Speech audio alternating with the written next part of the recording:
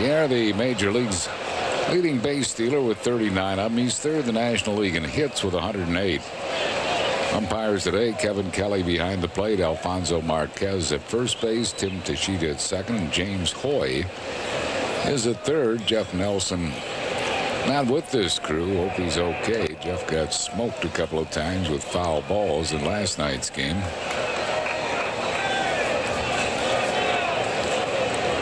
Two balls and a strike to Juan Pierre. Lined into deep left field. Burrow won't get it. One hopping off the fence, and Pierre has himself a leadoff double.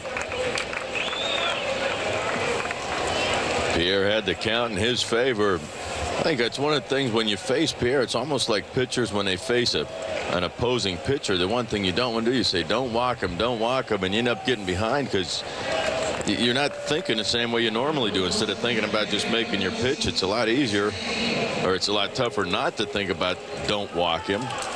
And you end up getting behind, and then you come in with the pitch. Here's Luis Castillo, tied for 7th in the league in hitting, batting at .320, 5th in the league in hits. He has 106 of them. He and Juan Pierre among the league leaders in hits. They really set the table for this Marlins ball club. Trying to move the runner. That's a good bunt. Wolf has to scurry to get him out. It's dropped by Polanco. So it's safe all around. There'll be a sacrifice and an error on Placido Polanco. And all of a sudden the Marlins have first and third with nobody out. I don't know if Polanco was looking at the runner or if Wolfie didn't throw it as hard as he expected. He just missed it. Well, the Phillies now 3 games in a row have made an error after going 10 straight without an error. And now Pudge Rodriguez is hitting at .296, 11 homers, 49 RBIs. 5th in the league in hitting with runners in scoring position. .373 his numbers with runners in scoring position.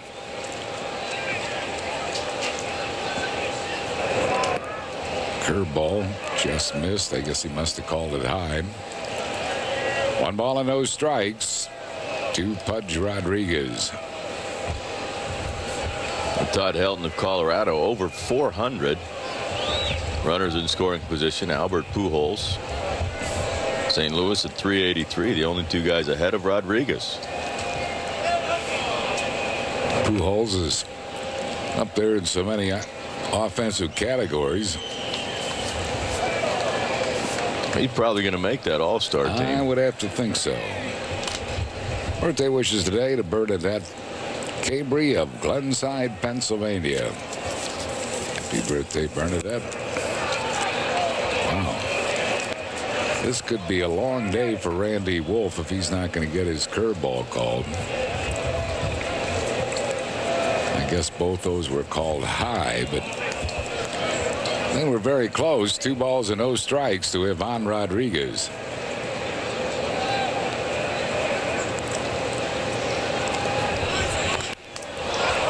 Into center field. It's going to be deep enough to score the run. Juan Pierre comes across. Sac fly for Pudge Rodriguez. That's his 50th run batted into the year, and Florida takes a 1-0 lead. Doesn't look like he hit it all that well, but that ball is going to carry it today. I guarantee it's going to be flying. Hot day like this. Here's Mike Lowell hitting at .287. Lowell 26 home runs. 3rd in the league in RBIs with 73. Now 2nd in the league in home runs. Tied for 2nd behind Jim Edmonds of St. Louis. Boy, oh boy. If he's not somewhere in between, there's got to be a strike. If the other ones are high, that one can't be low. Looks like Kevin Kelly, the plate umpire, is not staying with a curveball, and takes a big weapon away from Randy Wolf. Now he got one call. Same as the last one.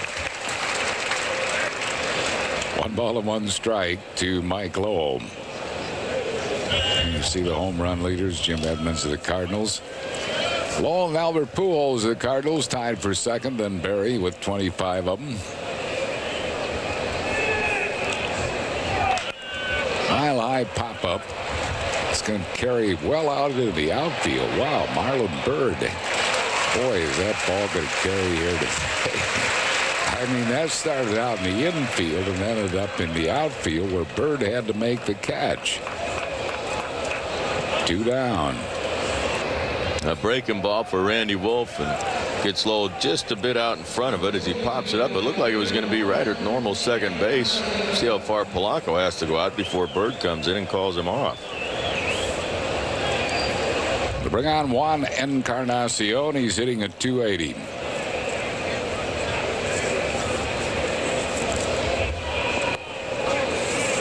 1-0. Birthday and get well wishes today to Bob McKenna. Wishes from his family and from us. Bob McKenna's feeling better real soon, and happy birthday.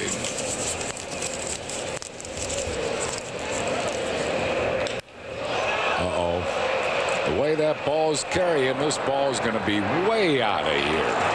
Home run, Juan Encarnacion. And Florida has jumped to a 3-0 lead here in the first, the 12th home run of the year for Encarnacion. Boy, that error by Polanco comes up huge here, which should have been the 3rd out with that pop-up of Lowell. The 1-run inning. Instead, it's a 3-run inning. It's like a backdoor breaking ball. He tried to backdoor it up a little bit, came over the middle of the plate. And that ball did jump out of here. Here's Derek Lee hitting at 255, 1 strike to lead. This is the 15th home run allowed by Randy Wolf.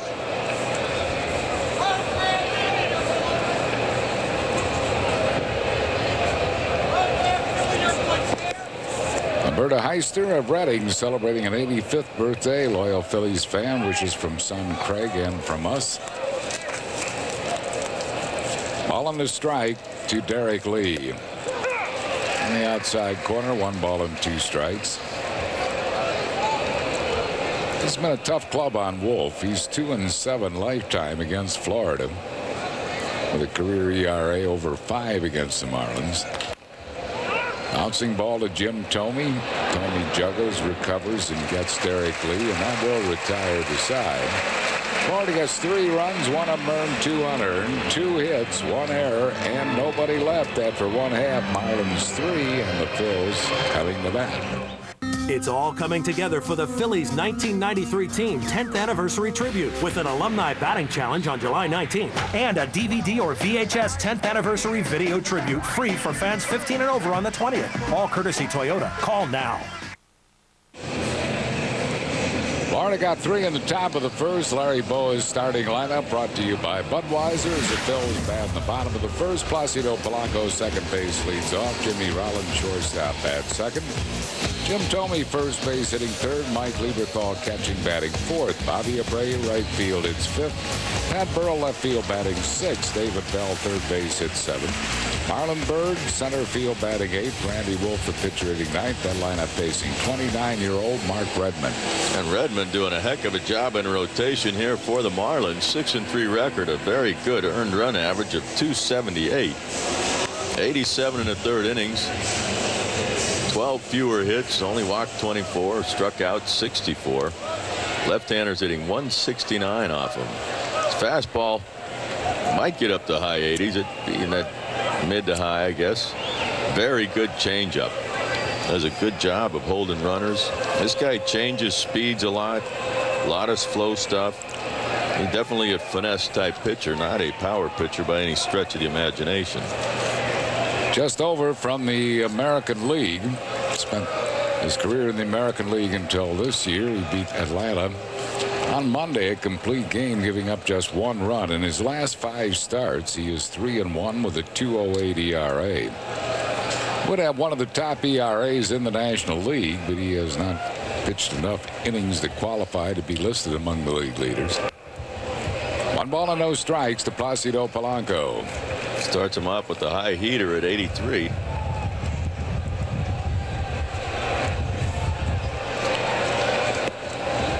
Two balls and no strikes. The way the ball is carrying, And with what looks like it's going to be a small strike zone here today, this might be a very tough day for pitchers. Could very well be. 2 balls and a strike to Placido Polanco, is hitting at .260. First 3 pitches, all 83 miles an hour. Got to stay back. Placido didn't. He got out in front of that pitch and fouls it off, but it goes into the crowd. 90 degrees here. It winds out of the west northwest, 15 miles an hour. You said it's that high temperature, a little bit of a breeze. That ball's going to jump today.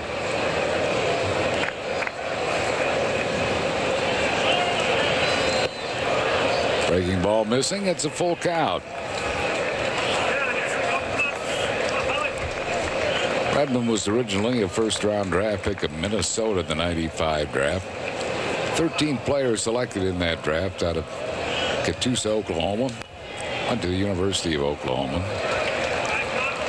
Went over to the Tigers from the Twins for Todd Jones. Came here to the Marlins in January of this year for pitchers Gary Knotts, Rob Henkel, and Nate Robertson. And he starts it out with a walk, so Polanco is aboard. It'll bring up Jimmy Rollins. A good at bat by Polanco. Foul out some good pitches with 2 strikes.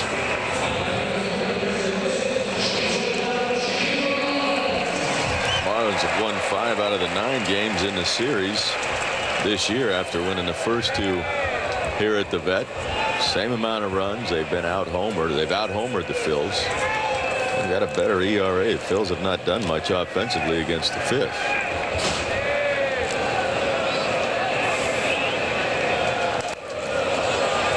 One strike to Jimmy Rollins.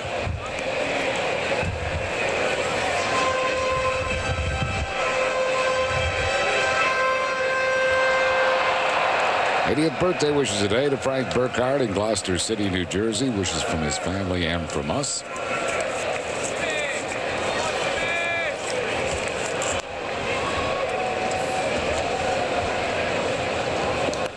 High with it, 1 ball and 1 strike. He's picked it up a little bit. He got that fastball up there at 85. Loosening up. That was funny. Pierre gets on well with the double, but still trying to bunt him over with Castillo, the number 2 guy. Phillies not thinking about that. Not down by 3, no. 1 ball and 2 strikes to Jimmy Rollins. Although in the first inning, there's nothing wrong with trying to get 1 run.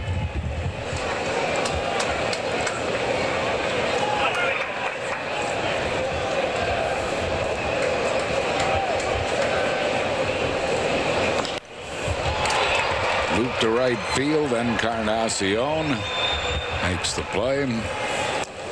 Rollins retired 1 down. It'll bring on Jim Thome.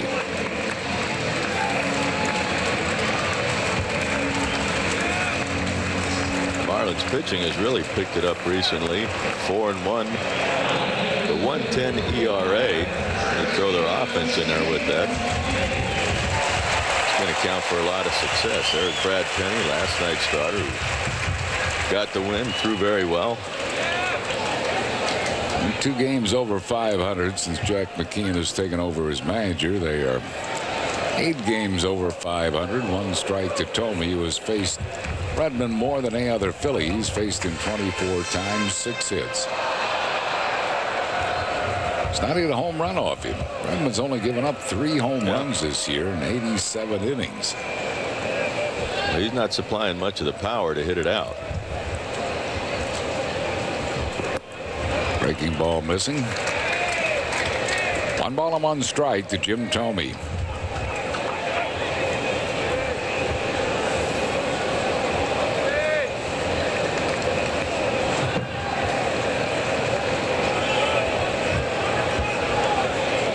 Bouncing up the breaking ball.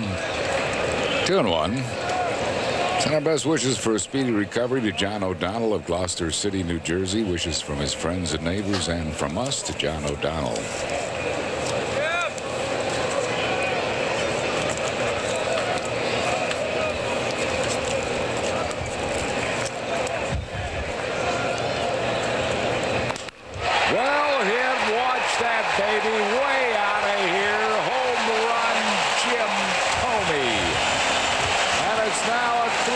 game. Number 22 for Thome. First home run off of Redmon in 25 at-bats. There was no doubt about that. That ball left in a hurry.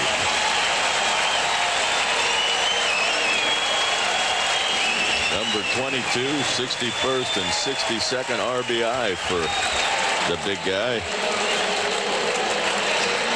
So it's really looking, judging by this first inning, it's going to be a tough day for pitchers here at the Vet today. Well, that's a pitch that's given Thome trouble, but guys that throw it up there and on him usually throw it a little bit harder. Mike Lieberthal, fourth leading hitter in the league, batting at .331.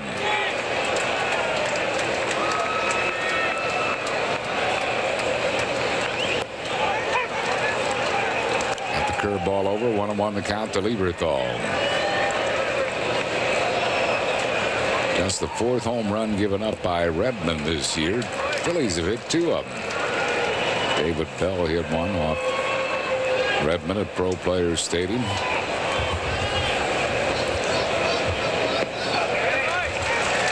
Three balls and a strike.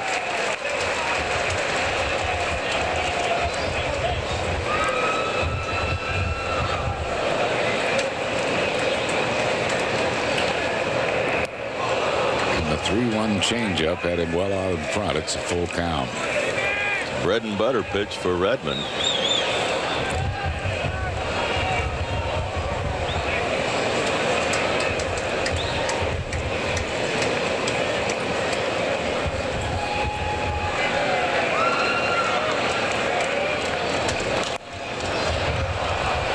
Foul out of play, still 3-2.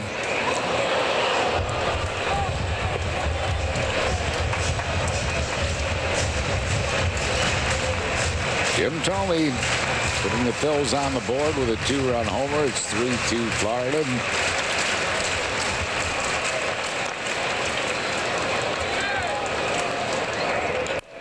Ground ball third base. Mike Lowell throws across. That's 2 down, and that'll bring on Bobby Abreu.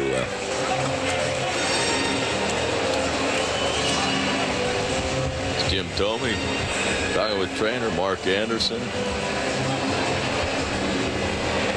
Mark's probably telling him that he used to hit him like that.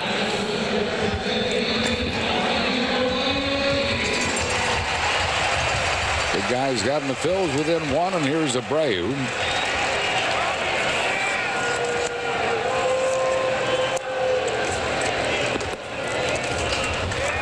Fastball a little bit high, 1 ball and no strikes.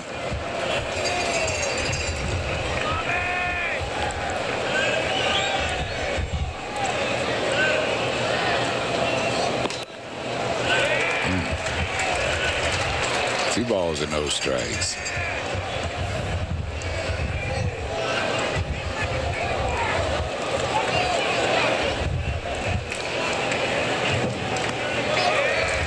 Three balls and no strikes. This day's starting as though there are going to be a lot of runs scored in this game. I would suspect. 3-1 to Abreu. Montreal's picked up a run against the Braves.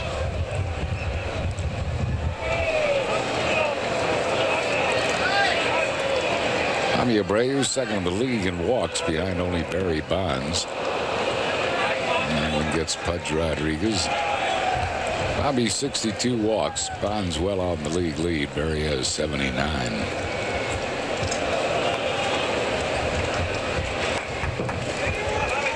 Ball foul back and got Pudge. Full count to Bobby Abreu.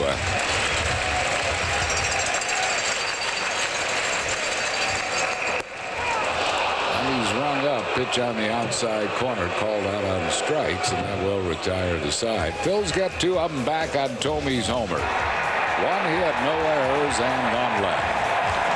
And after 1 here at the Vet, it's Florida 3 and the Phillies 2.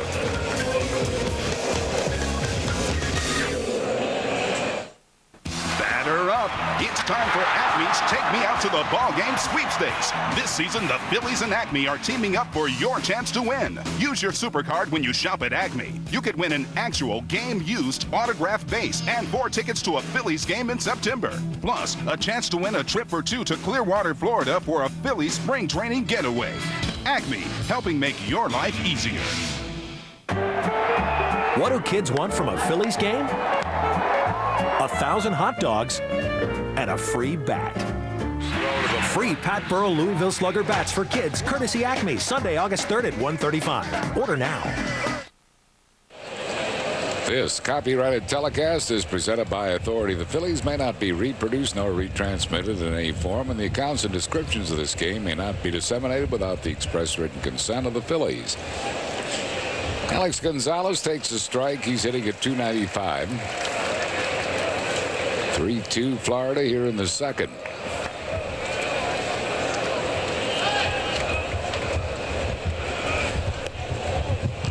Let's pause for station identification on the Phil's television network. You're watching UPN 57 WPSG TV in Philadelphia. 1-1 the count to Gonzalez. Curveball popped him up. Placido Polanco waits, puts it away. 1 down here in the second. It'll bring on 21-year-old Miguel Cabrera. Big game last night. Did young Cabrera hitting .259 at his 5th home run last night.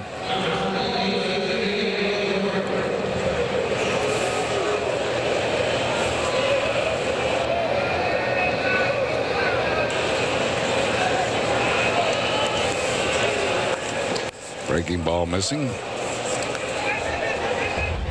This is the home run last night by Cabrera. Fastball down, actually below the knees, middle in. He just went down and got it.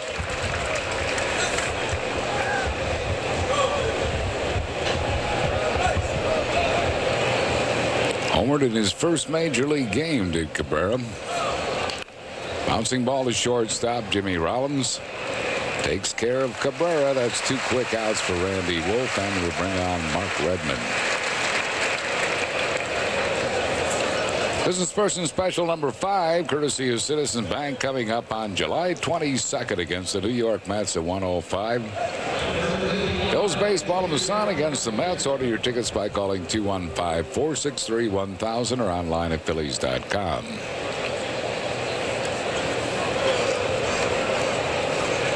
Redmon is not much of a hitting pitcher. 0 for 26 this year with 13 punch-outs. Lifetime, he is 1 for 35. His only hit, a bunt single off Arizona's Rick Helling. That's not real good. No. And you can kind of see why. 1 ball and 2 strikes to count to Mark Redmon.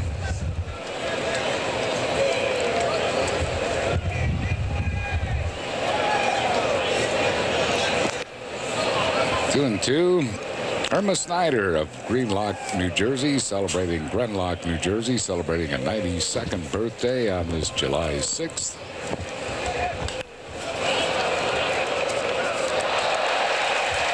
A nice grab by that fan. Brought his glove, catch the line shot.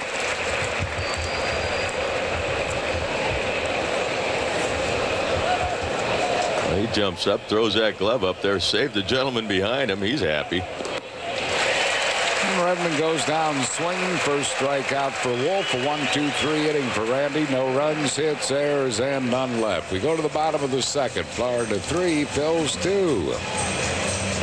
Drive hit to right. The New York Mets come to town July 21st.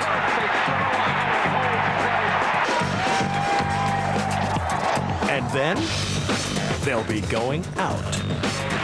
See the Phils take on the New York Mets on Monday, July 21st at 7:05. All fans get a free Phillies visor courtesy Verizon.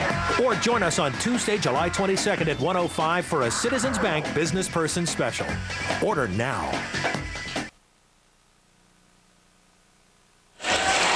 After 1.5 innings of play, Florida 3, Phils 2.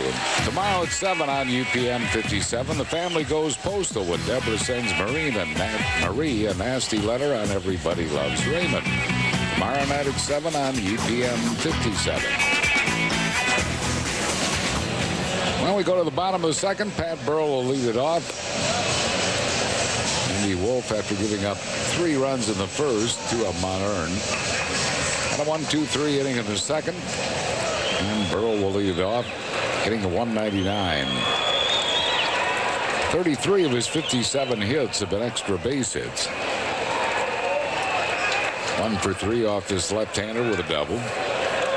60th wedding anniversary wishes today to Mr. and Mrs. Ambrose Potts Jr. from their daughter Rose Ferraro and her husband Rich. Rose, one of our assistant gate directors here at the Vet. Also, anniversary wishes coming from Mage McDonald, who was a boyhood friend of Ambrose. 1 ball and no strikes to Burrow.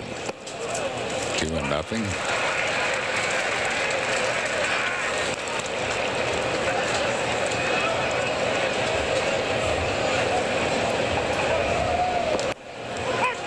Fastball over. 2-1 the count to Pat Burrell.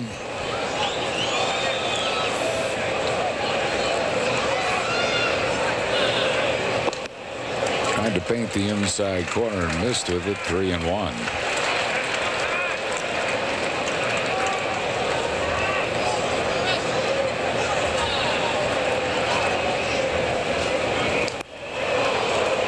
It is a full count to Burrell.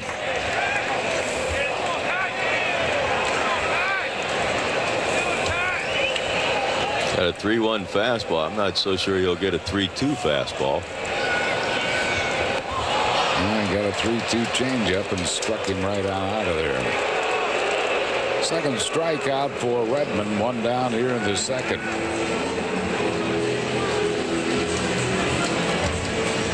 He strikes out on a 3-2 changeup, but what really forced the strikeout was that 3-1 fastball that he missed. David Bell hitting at 204, 3 homers, 36 RBIs. One of his home runs coming off this left-hander at Pro Player. 1 ball and no strikes to Bell. Birthday and get well wishes to Dolores Hines, recuperating from surgery. A good friend and from us to Dolores Hines, celebrating her 83rd birthday.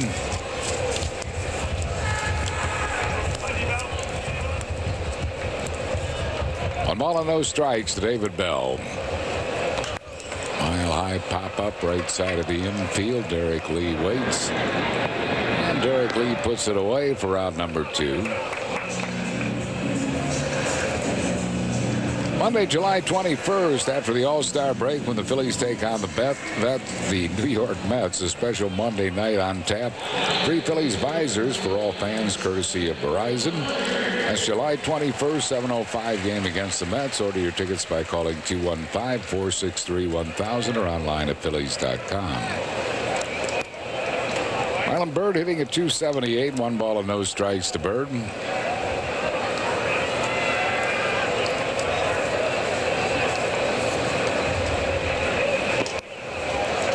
Two balls and no strikes to Byrd. Byrd 0 for 3 against Mark Redman. Redman has struck him out a couple of times. And he falls behind him 3-0. Happy birthday to longtime Phillies fan Mike Rabbiton. 81 years young today. Uncle Mike, happy birthday. 3-1 to Marlon Byrd.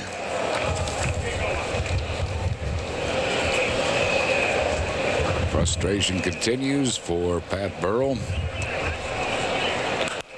Line drive, it's foul ball.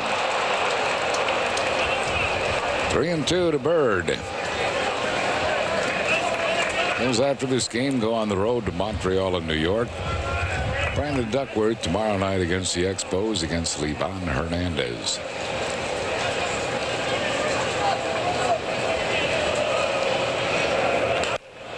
Ground ball deep short. Gonzalez sets. Long throw, and Derek Lee can't handle it.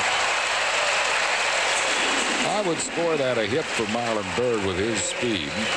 Gonzalez really had to rush his throw. That's the thing. He had to he got in front of it, but couldn't really get much on it. Tries to plant, but he's got to get rid of it in a hurry. He tries to use the turf. The ball didn't really come up like Lee expected it. They're going to give Gonzalez an error. That's a tough error. That really is. He had to take it in the hole and trying to make the long throw, and Byrd can really run. And the batter will be Randy Wolf, who's hitting at 135. This a two-hopper to Gonzalez, and Gonzalez throws Wolf out, and that'll retire the side. No runs, no hits, one error, and one man left. After two, Florida 3, Phillies 2.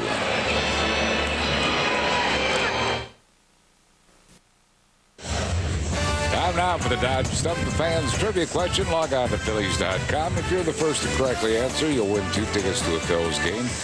Please submit your answer in the subject area and leave your name and address to receive your prize. Today's Dodge Stump the Fans trivia quiz. How many managers have the Florida Marlins had in their brief history? Answer and winner will be given in the 7th inning.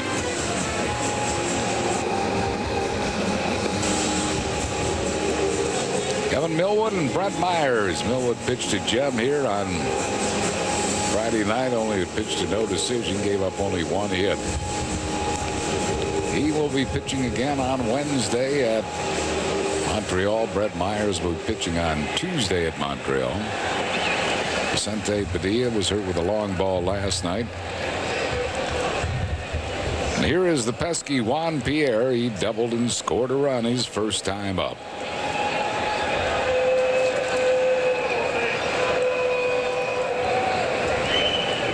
(3-2) Florida here in the third. 1 strike to Pierre.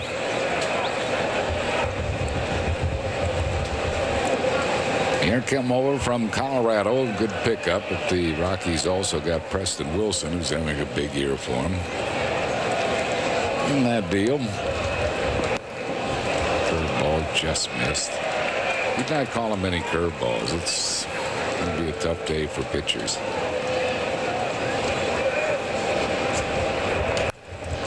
Base hit. Rollins was playing him in the hole, and Juan Pierre just hits it where he isn't, and he'll have to be watched. 39 steals. Randy Wolf throws him a slider. Pierre just goes that way with it. Randy Wolf left it up a little bit. You can see Rollins was in the hole, and he hits it up the middle. Now, Randy Wolf, the one advantage he has, he's quick to the plate. Runners don't take too many liberties with Randy Wolf.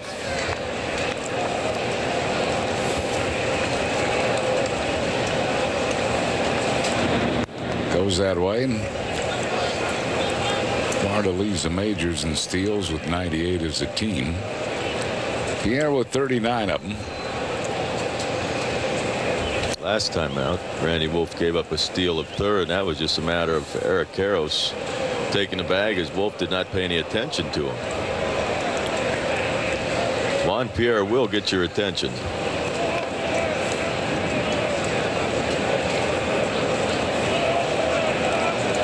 Luis Castillo's sacrifice was safe on an error and scored his first time up. Base stealers 3 for 4 off of Randy Wolf.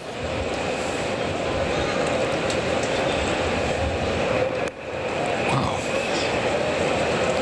Right down the middle for a ball. 1 ball and no strikes. Not sure. I guess that ball had to be high. Guess he called it high.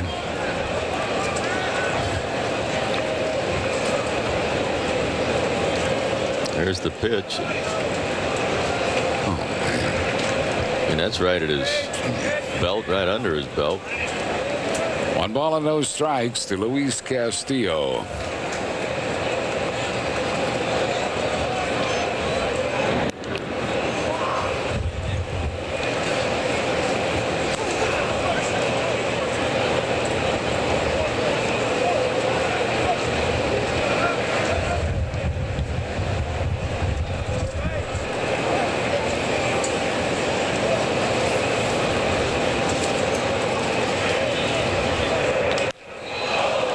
Pierre was going, but it doesn't matter, and that ball hits off the fence. Juan Pierre is going to score. Going into second base, Castillo. And Florida leads it by a score of 4-2 on the RBI double by Luis Castillo. That's another problem when you've got a base stealer over there at first base. You spend so much time paying attention to him. You don't necessarily concentrate on the hitter. Gave him something to hit, and Castillo didn't miss it. Got a fastball up high. Ball really caroms off the wall. Burrow comes in, makes a nice play off it. But Pierre's going hard the whole way. At this point, you can hear it clang there, and he's about halfway to third. No chance you're going to throw out Pierre. There's Pudge Rodriguez, hit a sac fly that plated the first run for Florida his first time up. Showing bunt. One strike to Pudge Rodriguez. Down to Pudge many times in his career has been asked to sacrifice. It had to be a situation where he was just going up there. He was taking a pitch, period. Just bluffing. I don't know why off the left hand you would even consider doing that. Rope to right field. Abreu's not going to get it, and it's a fair ball, and it bounces over the fence for a ground rule double, and Florida now leads it by a score of 5-2. That was a hanging breaking ball by Randy Wolf, and the pitches he's getting hurt on are pitches that he's leaving up in the zone. And this offense is taking advantage of every mistake. Trying to come in with the slider, I guess. But it's up and out over the plate. So it is 5-2 Florida here in the third inning. Here's Mike Lowell. He flied to center his first time up. Got the curveball over, one strike to Lowell.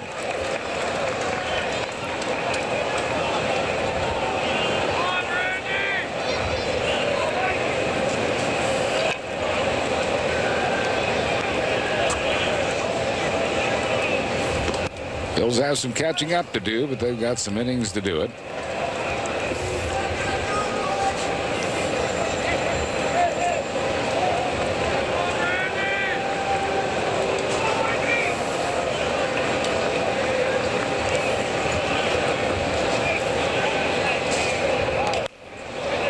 This is a one hopper to Polanco. Took a look at third, but gets the shore out at first as Rodriguez moves up to third. And they'll bring on Juan Encarnacion, who homered his first time up. This ball jams Lowell. If it's hit a little harder, Polanco probably would go to third and would have a chance of getting Rodriguez, but it wasn't hit that hard. Please now bring the infield in with a runner at third and one out.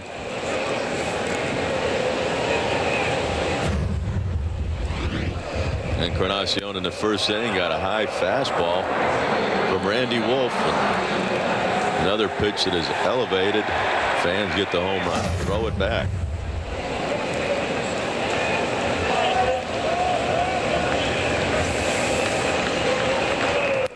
Good ball high, one ball and no strikes.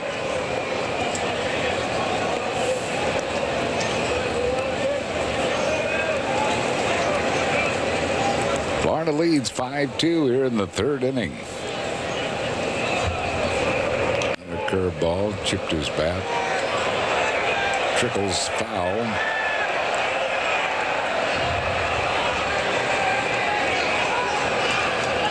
You hear the fans holler now, check that bat. Those bats that are cupped at the end, oftentimes you get a ball off the end of the bat and it'll just splinter right at the end.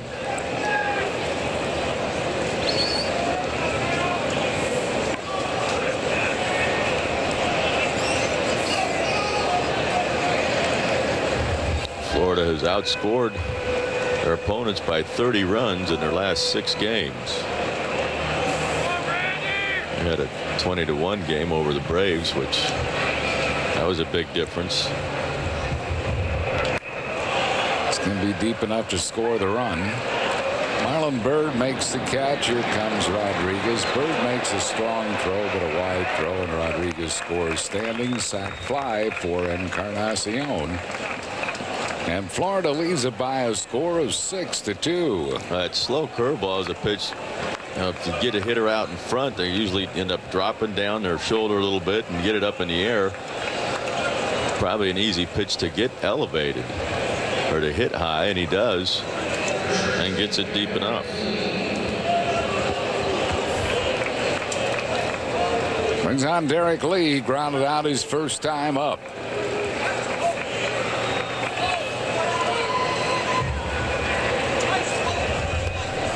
Missed with the curveball. 1 ball and no strikes.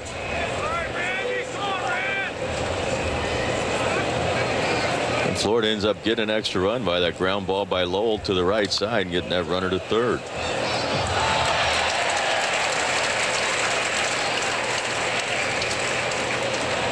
Talk about Lowell being traded by Florida, but they have announced that they're keeping Mike Lowell. He's having quite a year.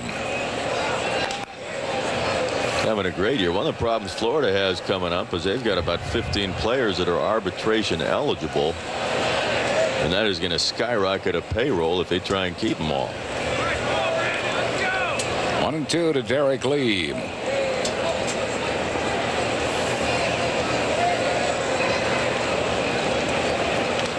Pudge is on a 1-year deal. Still a ball and 2 strikes.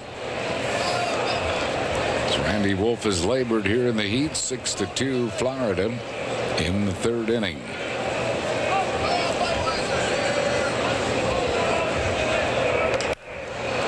Driven to deep right field. Abreu back makes a catch right in front of the warning track, and that'll retire the side. But Florida scores 3 more in the inning. 3 hits, no errors, none left. We go to the bottom of the 3rd. Marlins 6, Phils 2. Placido Polanco leads off for the Phils. Bottom of the 3rd. Marlins lead 6-2. Polanco walked and scored a run his first time up.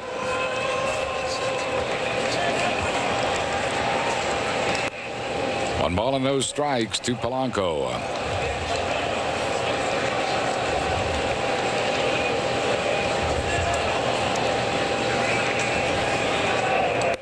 Two balls and no strikes to Polanco.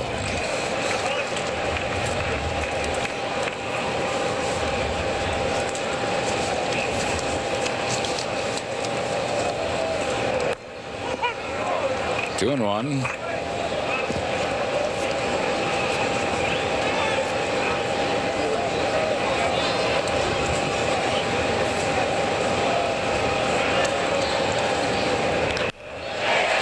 Forward on the 3rd base side. It kicks right to the left fielder Cabrera, and so Polanco will be held to a single.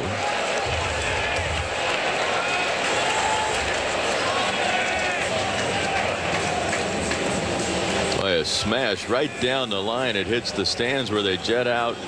Cabrera comes in and plays it perfectly, or else it played him perfectly, one or the other. But either way, it gets to him in a hurry, and Polanco can only get a single out of it. Brings on Jimmy Rollins. He flied out to right his first time up. 1 strike to J-Roll.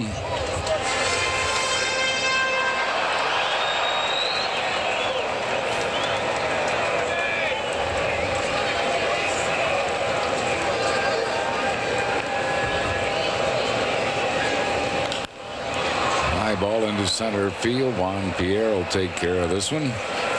Marlins is retired, 1 down. It'll bring up Jim Thome. Thome is accounted for the Phils run his first time up. Fastball up and in. He just turned on it. Brought the Phils within 1, but last inning Florida scored 3 to increase their lead to 4.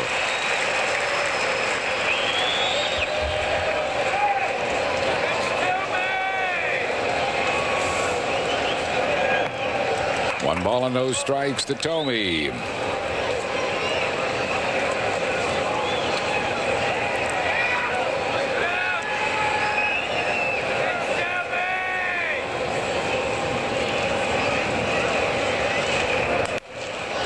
Fouls it off. 1-1 the count to Jim.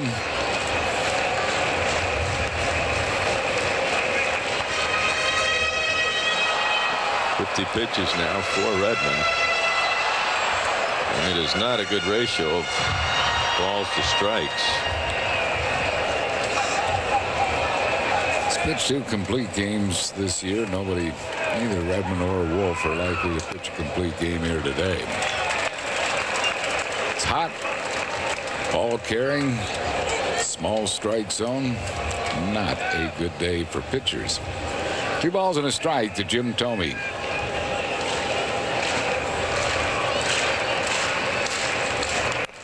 Bounce foul.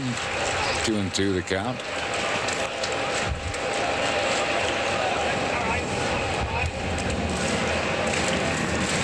Polanco at first with 1 out here in the bottom of the 3rd.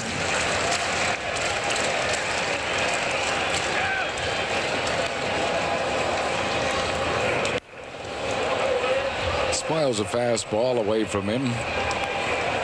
Still 2-2 to Thome.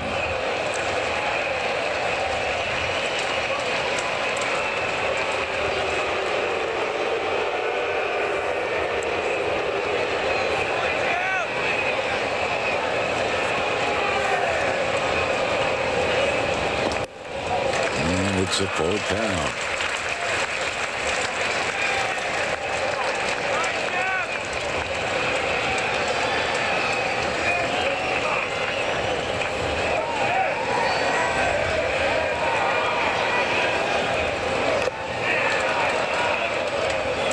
Check his swing. Ball hit his bat and fouled off. Still 3-2 to Thome. So even to left-handers, a 3-2 count. He's throwing a changeup.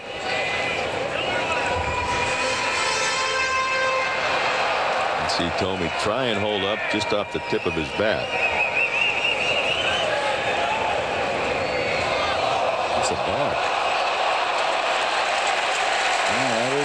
He started his delivery and didn't step off the rubber, so that's going to be a balk on Mark Redmon. I don't know if Thome stepped out or if Thome asked for time or what happened there, but Redmon's right in the middle of starting to throw and then just stopped.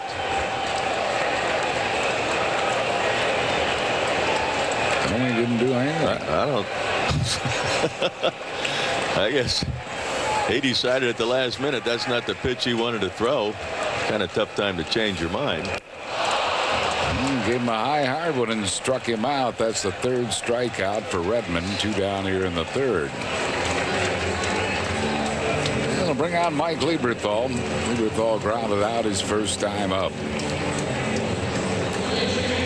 High fastball, 87-mile-an-hour fastball.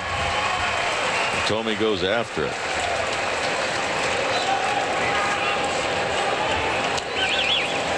So here's Lieberthal. Trying to get this runner home from second. Missed the changeup. 1 strike to Mike Lieberthal. Good arm motion with that changeup. That's his key pitch.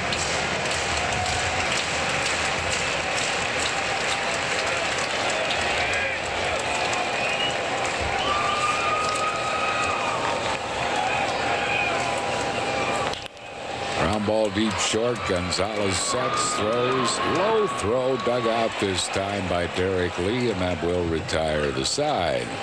No runs, 1 hit, no errors, and 1 left. Chris Wheeler and John Kruk come along in the 4th inning. After 3, it's Florida 6 and the Phillies 2.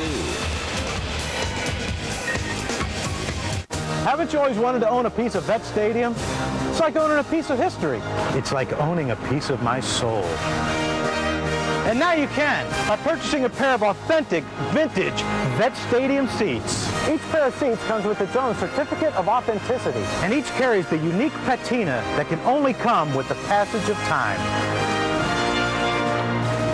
Mustard. Vet Stadium seats are on sale now. Call 215-463-1000 or visit Phillies.com. Well, Florida Marlins have never swept a 3-game series here at Veterans Stadium, and they're sure trying to do it this afternoon. Johnny, you know, the first thing you talked about on Friday was you got to control the 1 and 2 hitters in their lineup, but it's not happening again today. Yeah, and they haven't done it. And the thing I liked about this Marlins team is you have a guy with 26 home runs. He's second in the league, and he gives himself up with a guy in second and no outs, and that just shows you that they're playing better team baseball than the Phillies right now, and that's why they're looking to sweep this series. Yeah, I mean, they did a lot of things in that 3rd inning. I mean, they put a 3-spot up and did a lot of things right in that inning, and had nothing to do with power. No, that's how you win games, though. You move runners, you score runners. I mean, they've had 2 opportunities with the runner on 3rd and less than 2 outs. They've gotten 2 sacrifice flies. Every runner's been on second with no outs. They've got him over. And the guy you're talking about with 26 homers that gave himself up was Lowell, and you couldn't help but notice that Rodriguez tried to hit a ball to right field, right? With a runner at second, nobody out, wound up with a double out. So they've done a lot of things right. He got a slow breaking ball on the inside part of the plate and just threw his hands out first and drove one to right down the right field line for a double. Gonzalez takes it high. A little shaky defensively because he's taking everything back on his heels at shortstop. There's Pudge. And throwing balls in the dirt instead of backhanding. Look out. There goes the bat. Look out, folks. It went into the stands and everybody's okay. Let's see if he'll get that thing back. Apparently not. Well, it's 0 for 1 today, that bat. There it is right there. The old helicopter flying out there. That's awfully dangerous. People bring gloves to games when they sit down there, but I don't think a glove catches a bat real well. No, it's a deflector. And luckily that it went into an area where a bunch of big guys are sitting. It looked like it caught the one on the elbow. Yeah. One of those guys.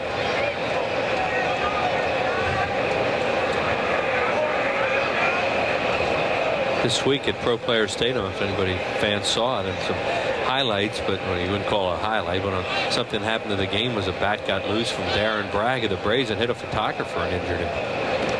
Well, it's scary. You talk to those guys that shoot down there in the dugouts, the photographers, and it is dangerous. Yeah, because they're looking through that camera. They're not following where the ball's going. You know, you can't see the ball or a bat coming at you. And all those cameras down there, all the still cameras, lined to center. And right there is Marlon Byrd. So Gonzalez is retired 1 away, and Miguel Cabrera will bat. Randy Wolf, 52 pitches so far, and just a 1 out here in the 4th inning. Not a bad ratio, I guess. But a lot of balls hit hard. Got hurt with a couple change-ups today. But the story of the game is the first 2 batters have been on 4 times, 1 time on an error, of course, but the first 2 guys, Pierre and Castillo, have been on 4 times, scored 4 times. You'd like to see the Phillies 1-2 hitters, although Polanco's done a good job today. But and an off-speed pitch there, maybe a change-up, and Cabrera jumped at that. Who wants it? Marlon Byrd again, 2 outs. Forget the '93 tribute when the Phils come back. This will be right after the All-Star break. You can celebrate the 10th anniversary of that wonderful '93 team during a Field of Memories weekend. Compliments of Toyota. Don't forget the Alumni BP Challenge will be earlier on the night of the 19th. The game at 7:05, and then you get that video on Sunday. There it is right there in either DVD or VHS format.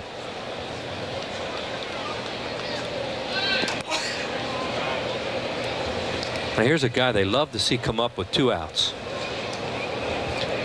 Well, if he gets a hit, we ought to just phone it in from here on out. Well, he won't again. He'll be 0 for 28 as Redman. What's it matter the way he's pitching? But he has a lot of trouble swinging the bat, and they want to lead off the inning with Pierre next inning, and will. Phils have some work to do. They trail 6-2. UPN Tuesday. The wait is over. It is a lot of pressure because there's only 1 winner. And you only think you know how it's going to end. 3 women remain. Elise could potentially rock the fashion world. Shannon is all-American. Adriana, she's still so rough around the edges. But by the end of the night, I have absolutely no idea who's going to win. Only 1 woman will be America's next top model. Tuesday night at 9 on UPN 57. Going to be made tonight. John Kruk's a 3-time All-Star. Let's do a flashback to one of your All-Star moments. Go ahead, play-by-play. Feel free. What was happening here? As a man who had no desire to be in the batter's box at that particular time. Look at the next step. Boy, he threw his fastball. Pudge was catching. The rope was on his right leg. Well, it's an entertaining sport, and you just try to entertain. And the breaking ball. He wants Elicit this kind of response. I don't think so. I don't know, what do you want me to say, Wheels? It was a bad at bat. Knew that was coming. John had no chance. And Johnson Yeah, works it's a a 1, 2, 3 great moment in baseball history. You really enjoyed it, didn't you? Yeah, why can't we let it die? How long ago was that? That was, what, 10 years ago? That's probably what it was on for. Let's just let it die. Did you see Johnson wink at you? Yeah. I knew it was happening. Yeah. Pudge was catching. He kind of said heads up. Right. We're going to have some fun. And I saw the guys in the dugout when I was approaching the batter's box in the American League dugout. They were laughing already. So I figured you were just a guy who could have some fun. Yeah, why not? You certainly entertained the country that night. I mean, well, that's what we're here for, Wheels. Exactly. That's exactly right. Now we just narrowed it down to the Philly area. Right. And now Bobby Abreu trying to entertain us all. Struck out his first time up. It'll be Abreu, Burrell, and Bell. Here in the 4th inning, if Phillies need some runs, there's a guy entertaining the crowd with his glasses. You should get a pair of those. I don't think so. Swings and misses at a breaking ball. Those folks are here every game. What great fans. Redmon, who will mix them up and now has a 4-run lead. Coming off a complete game effort against the Braves where he gave up just 1 run on 5 hits, a walk and 2 strikeouts. And you'd like to think of the way Mark Redman's pitching, you'd think that the Phillies still have a chance of getting back in this game. With the approach they're taking, I'm not so sure. Well, he's one of those guys, and you hear players talk about getting comfortable offers sometimes. Well, he's not going to dazzle you with anything, but he looks like he really has a good idea how to pitch. You know, there's 2 other guys who are a lot more difficult to throw the same type of stuff as him, as Maddox and Glavine. I don't want to say anything bad about anyone, but I just don't see how we haven't got more runs. And he pulled off that. It looked like another breaking ball and struck him out again. 1 out.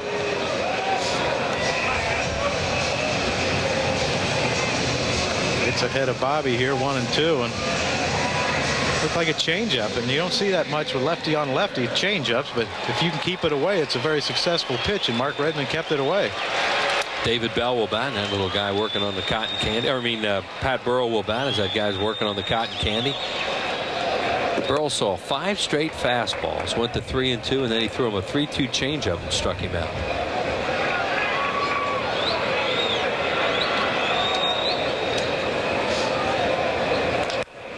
Fly ball right center field. Carried pretty well, but playable. Who wants it? Pierre Encarnacion, and Pierre cuts in front of him, didn't he? Yeah, and he made the play for the 2nd out.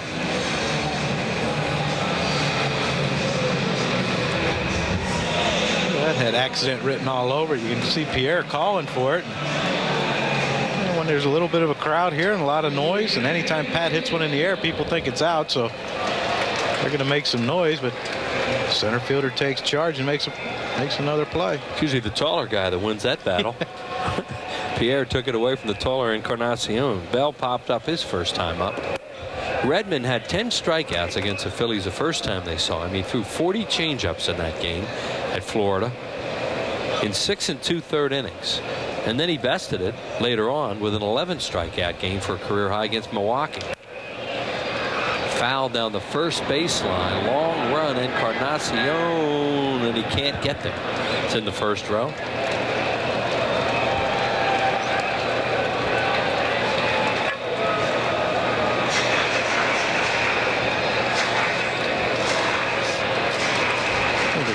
Encarnacion got around that corner a little bit quicker. He could have made that play. Wasn't that far up in the seats. And yeah, he reached in.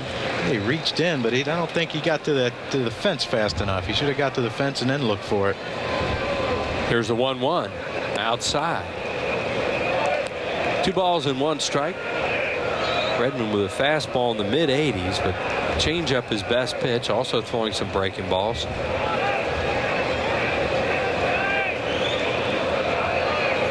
Deep to left field. Back it goes. It is gone. A line drive home run for David Bell. Hit the camera out there.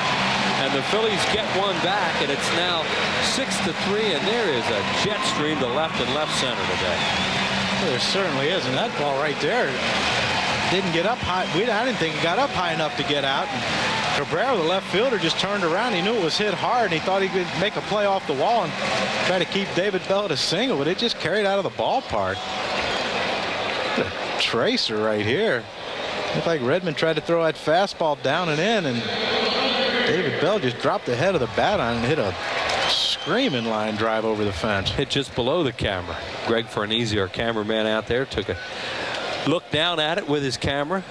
Well, you could see, I mean, when the ball Pierre hit to lead off the game, went way over Burrell's head, and you thought, uh-oh. And then Encarnacion hit it well, but it went deep into the seat. So left and left center, there is a jet stream today. Bird, a fly ball to shallow center field. Pierre fights the sun, and he makes the play. Phillies get a run back on David Bell's 4th home run of the year. 1 hit, no errors, and nobody left on base. Florida leads it 6-3. Our Independence Blue Cross deserving Philly is Placido Polanco. The Phillies' makeshift leadoff hitter has made sure to provide a spark at the top of the order. He's driven in key runs and also posed a threat on the base paths. In the field, he's made a huge impact, leading all National League second basemen in fielding during this stretch. Polanco's solid play is brought to you by Independence Blue Cross. You deserve it. And a hot, sunny day here. And that fan brought her own fan. And her phone. And her phone. What do we ever do without cell phones in this country? I don't know. She's calling someone to tell how hot it is. And they're saying, we know, we're watching you. You are? Juan Pierre. What do you say, Johnny? Except this guy probably maximizes his ability as much as any player in this league. Yes, he does. Not a power hitter, so he doesn't try. He has no home runs, and he could care less outside, but he does have 110 hits. He scored 2 runs today. His average now at 299. Mike Hampton hit his first of the year. That game now in a rain delay in Atlanta.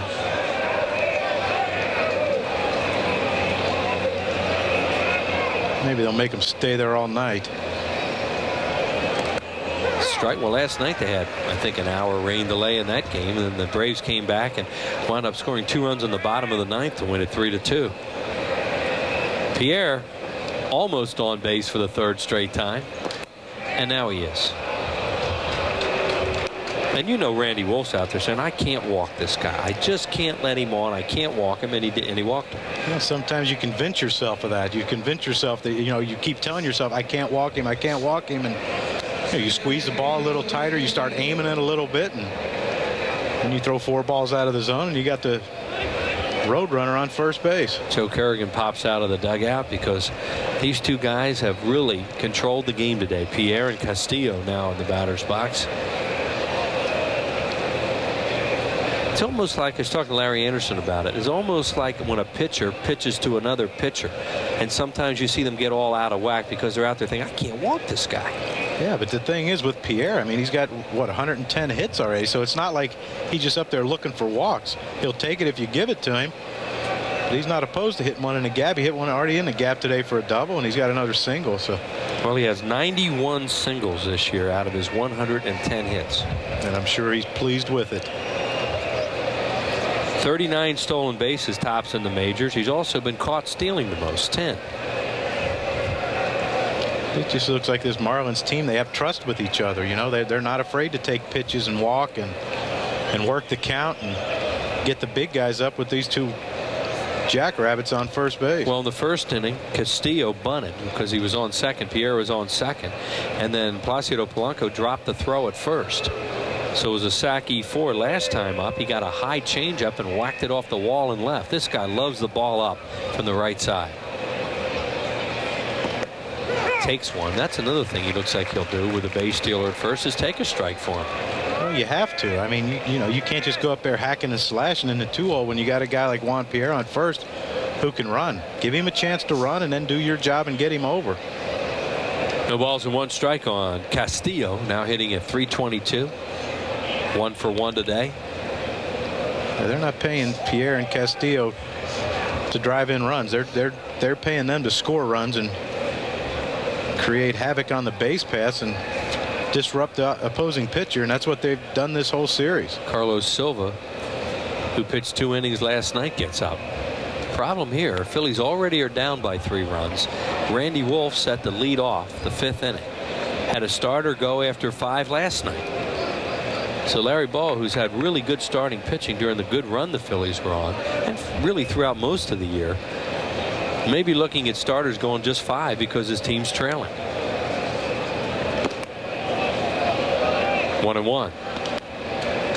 Boy, this guy jumps all over high pitches when he bats right-handed. He has 5 home runs this year, and they're all right-handed. That's usually the book on switch hitters. Right-handed, they're high ball hitters, and left-handed, they're low ball hitters. I don't know why that is. What, do they keep the ball down against lefties? I don't get it. What could it be? 4, 6, 3. Perfect double play ball as it went right at Polanco. A good flip to Jimmy Rollins to Thome, and they erase those 2.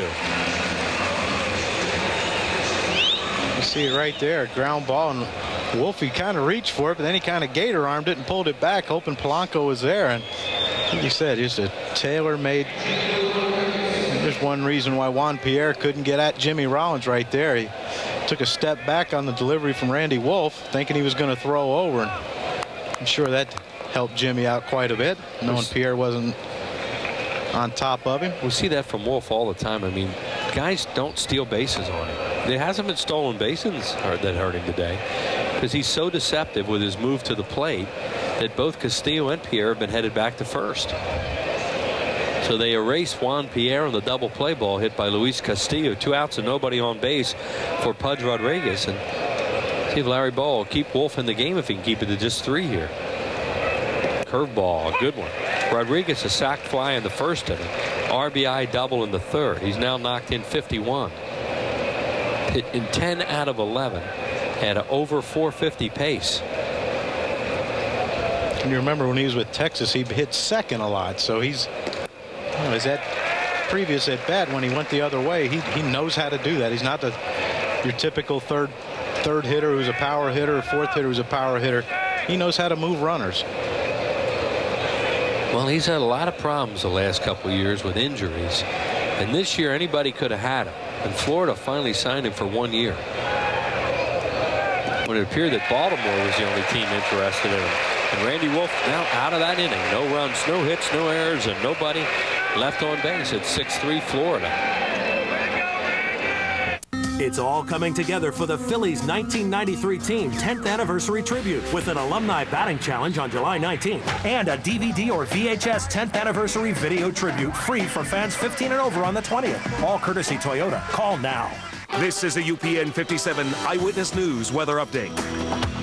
Hello, Phillies fans. We've got a hot day on tap for us today. 93 degrees, partly sunny conditions with the chance of an afternoon thunderstorm rolling your way. Also, the excessive heat warning is in effect for temperatures that will feel more like 100 degrees. On our 5-day forecast, we're going to be looking at temperatures that are also going to be pretty warm, with 89 tomorrow, 92 Tuesday and Wednesday. After 4.5 innings of play, the Marlins 6, the Phillies 3. Tuesday at 9 on UPN 57, a supermodel is born when Tyra Banks crowns a winner. Don't miss the season finale of America's Next Top Model, Tuesday night at 9, right here on UPN 57. And Randy Wolf will be leaving the ball game. The Wolfpack disappointed. Here come the masks off. They don't want to take them off, but on a day like this. See the one guy over there pouring a cold water down his back after taking that mask off. I'm sure he was pretty scorching in there today. Yeah, so Wolf will be hit for here by Nick Punto. And for 2 straight games with the Phillies trailing, Larry Ball goes to the bench, and Punto starts it off with a base hit to right, and that's the approach you're talking about. That is the approach you have to take off this guy. You know, he's throwing in the low 80s, so you really shouldn't have to worry about him jamming you. And even if he does, you're looking to go the other way, so you should have your hands out in front of you and hit the ball that way. And that's exactly what Nick did. Time now for Citizens Bank. Not your typical fan. Each game will scan the crowd to find a fan or fans who set themselves apart from the rest. The two big fans there, huh? Right, a fan and her fan. It's a good look. Great idea. Big shades, sun hat, just hanging out. Not your typical fan, or fans in this case. Brought to you by Citizens Bank, not your typical bank. Polanco has walked, scored a run in the first inning, singled, and was stranded in the third. Wouldn't mind having that fan up here in this booth. Yeah, we got one behind us. I'm stirring the air up a little bit. 3, 6, 3. Well, you know, I mean, he tried. He's trying to hit the ball the other way. The approach is there, and he hit it right at Derek Lee in a nifty 3-6-3 double play, 2 outs and nobody on base. Placido did what he's supposed to do. It's just, you know, like you say, you can't guide the ball. And you got to look like a change up away and tries to hit that hole and just happens to hit it right at Derek Lee. An easy double play. Gonzalez and right back to Lee. So quickly, 2 outs and nobody on for Rollins, who's hit 2 fly balls today, 1 to right, 1 to center. And Jimmy takes it on the inside corner for a strike. Marlins have only out-hit the Phillies by 1 as Carlos Silva will be coming in again, 5-4, but they lead by 3. That's hit deep to left field and hard. What a play by Cabrera. He's just learning to play left field. He's an infielder, and he made a spectacular play on that one. No runs a hit and nobody left on base through 5-6-3 Marlins.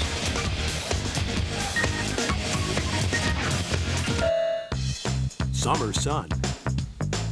Great baseball. Good times. Free Phillies visors courtesy Verizon on Monday, July 21st when the Phils take on the New York Mets. Call now.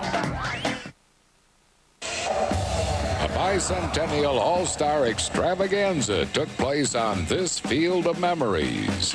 The year was 1976, and all the eyes of America turned to Philadelphia as we celebrated the 200th birthday of our great nation on July 4th.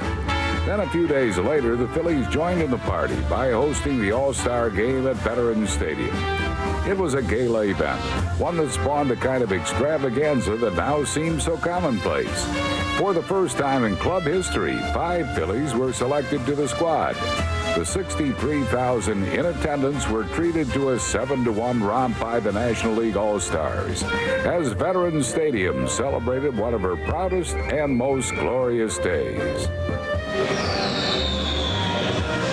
Oh, what a fun night that was. Many, many years ago, Mark the Bird Fidrich was a starting pitcher that night for the American League.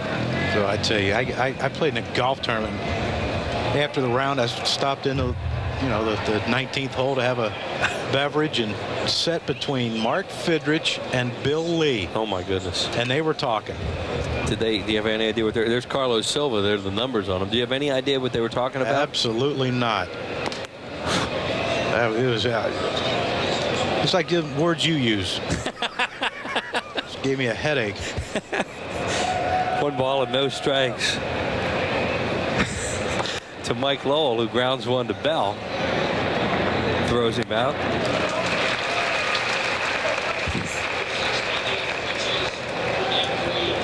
Expos and the Mets will be coming in here next. The Expos for 4. Don't forget the big alumni weekend when the 93 team will be here. And then the Mets for Monday and Tuesday nights in a Citizens Bank Business Person Special on Tuesday the 22nd at 1:05. You can order online at Phillies.com. Call 215-463-1000. Encarnacion's had a good game. A 2-run home run to left center in the first inning. Sac fly RBI in the third. Randy Wolf charged with 6 runs a day, 4 of them earned in 5 innings. So Padilla 5 last night. Wolf 5 today. And more than anything, it's because the club trails. Phillies not scoring a whole lot of runs. Bullpen has been tremendous all year.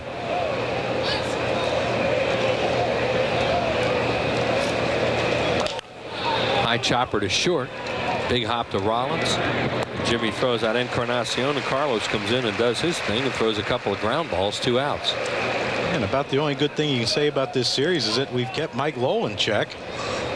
Came in one of the hottest hitters in the National League. I believe he's got a hit this series. You gonna look it up? You doubt me? No, I'm just going to see what he is. He's 0 for 2 with 2 walks. 0 for 6. 0 for 9 with 2 walks and an infield out RBI.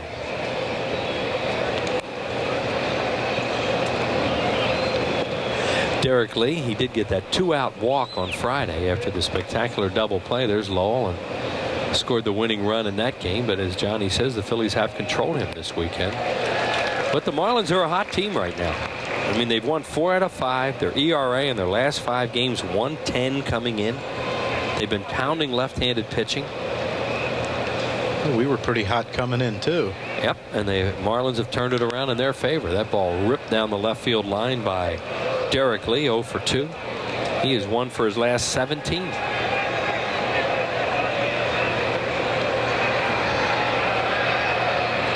Jack McKeon, the manager, is going for his 800th career win today.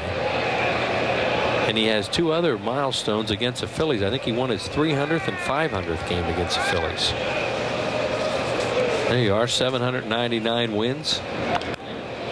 Beaten foul. That's great info, Wheels. I know you want to hear this. Won his 500th game against the Phils and his 300th. So I can honestly say I played for him for almost a year and probably had nothing to do with any of those wins. One of those wins came when he was with the Padres. Those milestone wins. And Derek Lee gets a base hit with 2 outs. He's at first base for Gonzalez, also 0 for 2. I mean, the bottom of their lineup really hasn't done a whole lot today. The top, very productive. You talked about it. We've talked about it this whole series. The key to this, beating this Marlins team, or controlling them offensively, is keeping Pierre and Castillo off the base. And we've had no success at all in doing that this series. With Derek Lee, looked like he was going to run that. I mean, he was flinching. He's stolen 14 bases in 18 attempts. You know, you don't get fooled by how big he is. He can run. And he was very aggressively leading off first, and Silva moved over there. He looked like he was ready to go on first movement. And with 2 outs, why not? I always like the guy who's going to steal a base with 2 outs. Do it early. You know, do it before I got 2 strikes or got behind an account. You know, give me something to work with while I'm hitting, and I think that's what Derek Lee had in mind right there. Well, these guys have stolen 98 bases coming into the game. They haven't stolen any today. He doesn't go. The next closest to them in Major League Baseball are the Anaheim Angels with 69. Wow. And the closest in the National League are the Expos with 58. And Juan Pierre has 39 of those 98.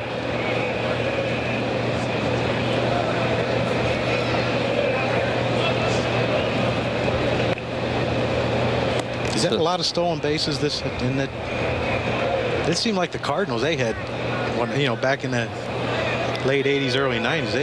It just seemed like they had seemed like they stole 300 bases a year. I would say in today's game, 98 by close to the well, we're past the halfway point, and that's a lot.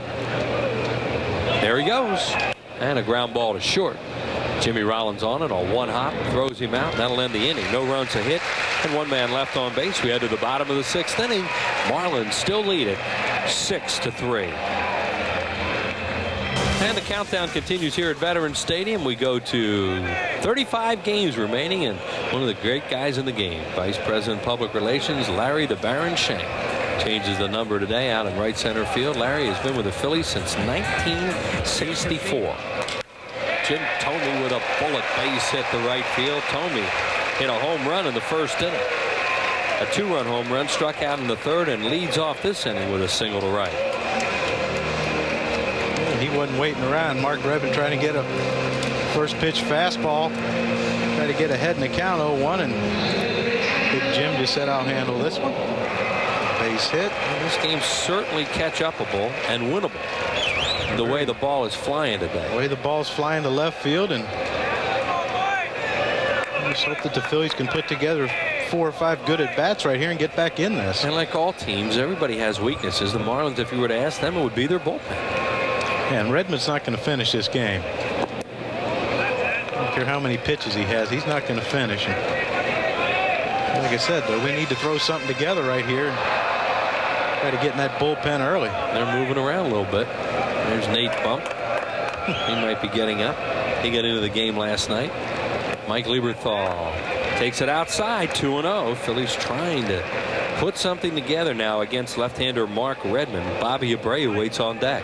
You know, there's 7 or 8 guys in that bullpen, and you pick out the Penn State guy. Well, he was the only one up, wasn't he? Come on. He was walking right towards the camera. Take him out to dinner. Players take us out. Fouled away. He's a rookie. You're making more. That's true. Well, maybe. No, I don't know. There's Mark Redmon right there and what he's done. 80 pitches, Johnny, 47 strikes, 33 balls. But I mean, he's not a guy that's going to throw strikes necessarily to win. No, he can't throw strikes. If he catches too much of the plate with too many pitches, he's going to get hit hard. He has to work the corners and nibble and stay off the plate as much as he can and hope the Phillies chase. Inside. Yeah, once in a while he'll come inside, but for the most part he works away. 3-1. Here's where he just dazzles guys with changeups a lot of times. They try to pull it.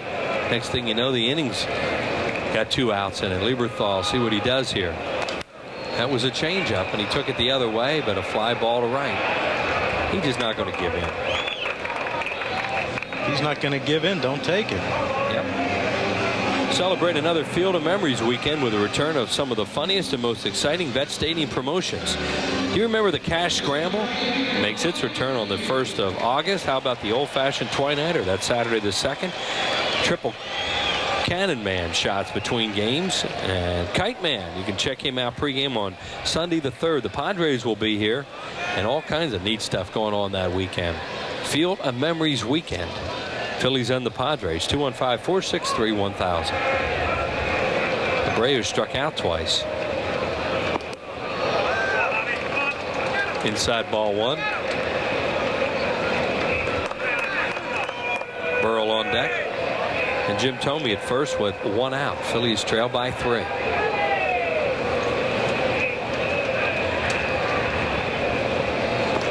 Inside again, 2-0. So he's running some deep counts. Trying to make him pay. He's pitching Bobby smart. He's throwing that fastball in off the plate and change-ups and breaking balls away.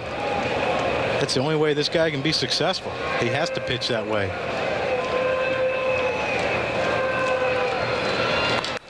Deep to right center field.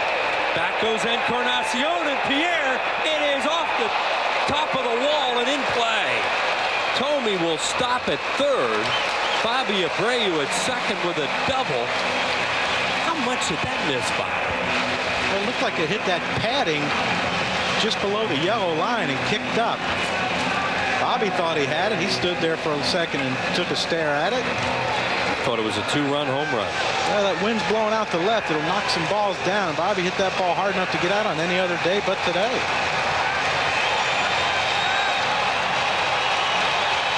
See there, it hits the top of that padding, and now here's where we need Pat to come up big for us right here. 2nd and 3rd and 1 out.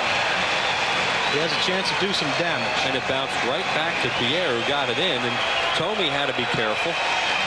Yeah, because Juan Pierre made that great play on Friday night off the bat of Ricky Leday, and you know he's not. You know, you have to watch for him climbing walls and taking balls away. And Jim Thome had to pretty much stop at 2nd base and wait to see if the ball was going to hit the wall or Pierre was going to catch it. And it came right back to him, so he got it back in and held him there. So big spot in the game, obviously, for Pat Burrell and the Phillies. Burrell 0 for 2. And he gets a fastball over. Not sure that was a very good pitch right there.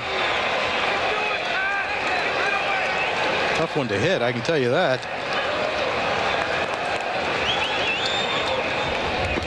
1-1. Boy, that wind is blowing to left and left center. Pat Burrell could just get one in the air. This is a tie game. Yeah, Redmond can make a mistake and Pat get out in front of one. We got us a tie one, don't we? And he's staying away from it. 2-1. All fastball so far. He did this to him his first time up. There's the phone ringing down the bullpen. Threw him 5 fastballs and then a changeup.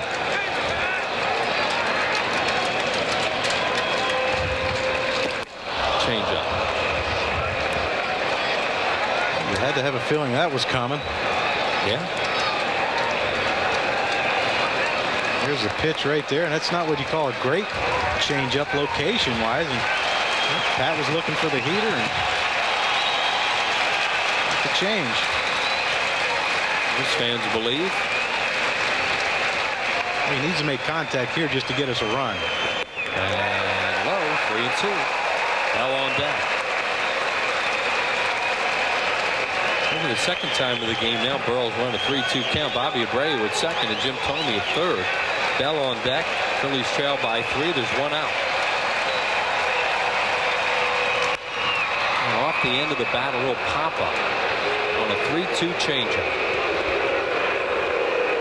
That wasn't quite the contact we were hoping for. That's what you get with sluggers when they're struggling. They try to hit the ball in the air, they try to lift it. When you catch one off the end of the bat, I don't care how strong you are, you're not going to hit it. When you're reaching and catching it off the end of the bat, it's not going to carry far enough to score a run. And you didn't think this guy would give in with a fastball, and he did. No, he did in his first at bat, and he sure as heck did in there. 2 out lightning wheels. Last time up, David Bell hit a line drive home run to left just below our left center field camera out there near the bullpen. Right now, the Phillies would like a bloop single. You get back to 6-5 in the 6th inning at home, it's a whole different game. It's a whole different game, and you're pretty much guaranteeing getting in their bullpen. And you're starting to think you can win it, and it's a big momentum switch. If it comes down to the Phillies bullpen and the Marlins bullpen, I'd like our chances. Marlon Byrd on deck, 2-0. Here's his home run last time. And Mark Redmon, that's pretty much the first fastball he's thrown. It stayed out over the plate. You don't have a lot of time to talk about that when it got out quick. Bell's hit 4 home runs this year, 2 of them off Redmon. Hit one off him at Florida.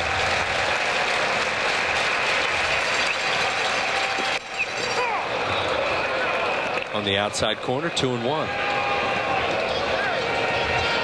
Well, that's a good approach right there. He got ahead in the count 2-0, and Redmon throws a 2-0 changeup, and I'm sure David was looking fastball middle in, something he can drive to left field.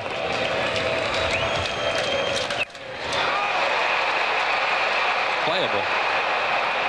Made it well, but that's it. That's the way it's going right now. They get second and third, just miss a 2-run home run, and nobody scores. No runs, 2 hits, and 2 men left on base. Thanks to Johnny. We'll see him after the All-Star break. Harry and Larry back in the 7th, 6-3 Marlins. Our game summary. Florida has a 6-3 lead. Randy Wolf only goes 5 innings, gave up all 6, 4 of them earned and 2 of them unearned. Jim Thome has hit a 2-run home run. David Bell has hit a home run. All the Phillies runs coming on the long ball. And Castillo and Rodriguez RBI doubles. That's how we stand here in our game summary. 6-3 Florida in the 7th inning. Leading off for the Marlins will be Miguel Cabrera. He is grounded out and flied to center.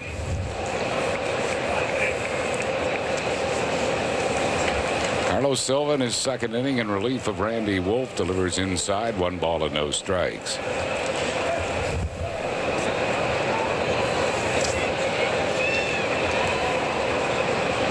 Marlins did have the bullpen up, but Redmon is in the on-deck circle as Jimmy Rollins takes care of Cabrera.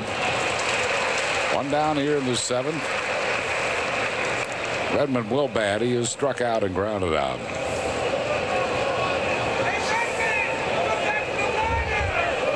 (6-3) Marlins lead. After the rain delay at Atlanta, those Braves have taken a 5-4 lead on Montreal. Braves pulling it out last night in the 9th inning. After the rain delay, when they started the delay being 1 run down, same thing today. 1 strike to Redmon. There's Javi Lopez, 2-run single.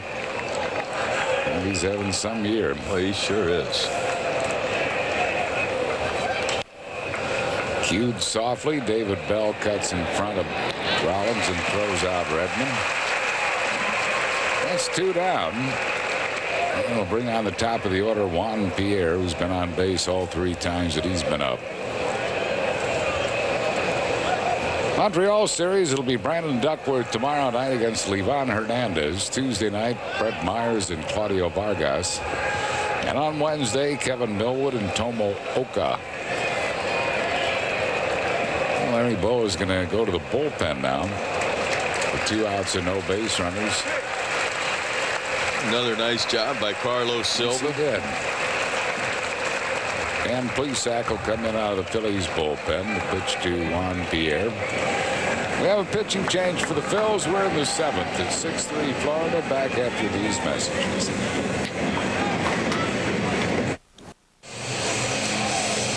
Dan Plesac is the new pitcher for the Phils, appearing in his 27th game. He's won 1, lost none, a 2.40 ERA. 15 innings, 14 hits, 4 earned runs, struck out 16 while walking 5. Opponents hitting .237 against him. And he'll be here in this game to get just the 1 hitter out, Juan Pierre. Pitcher spot scheduled to bat second in the bottom half of this 7th inning. Pierre's doubled, singled, and walked. Terry Adams now is getting up in the Phillies bullpen.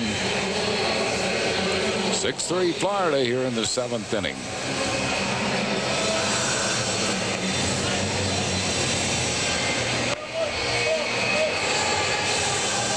You kind of see with Larry Bowa that he is definitely afraid of Juan Pierre, trying to keep the game at 3 runs with 2 outs, nobody on. He goes to the left-hander against Juan Pierre.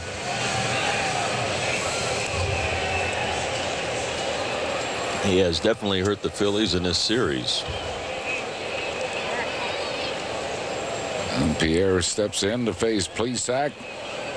Plesac faced him in Friday night's game with the man on second. A tie game in the 8th inning. Got a ground ball to second base. Bunting foul, 1 strike to Juan Pierre. It's amazing. Jim Thome's in short of first base. David Bell is well in at third base. This guy's still not afraid to bunt. I think he feels if he gets the bunt down in the right spot, he's got himself a base hit. He's probably right.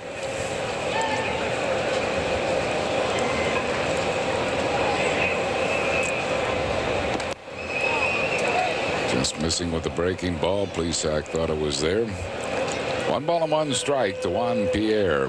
Now, Juan Pierre, I can guarantee you didn't just wake up one day and know how to bunt. It's something he worked at, you work at. And it is a big part of his game. Breaking ball missing, 2-1. Obviously the speed he was blessed with, but he's been able to utilize that speed to his advantage.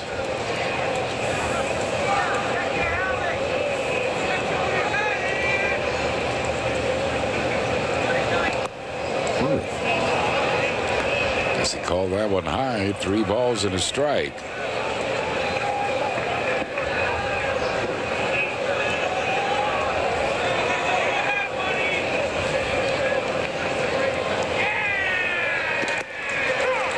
Full count to Juan Pierre.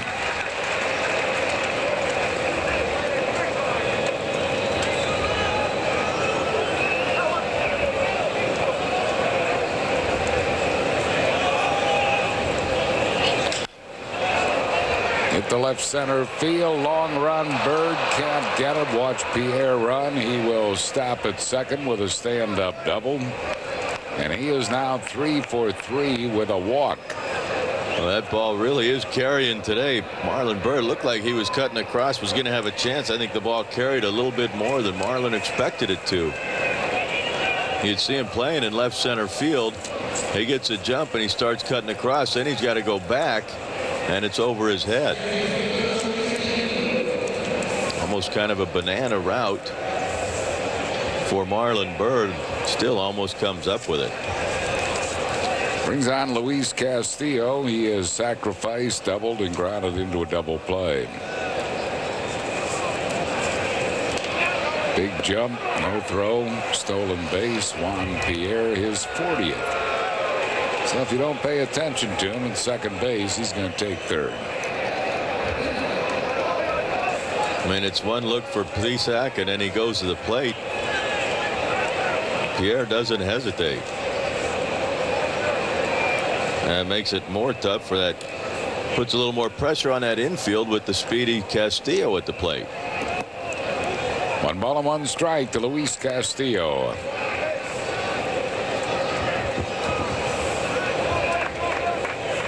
Because with that guy on third, now those infielders, they have to rush it. If there's something that's close, they know it's going to be a close play. They're going to have to hurry. 2-1.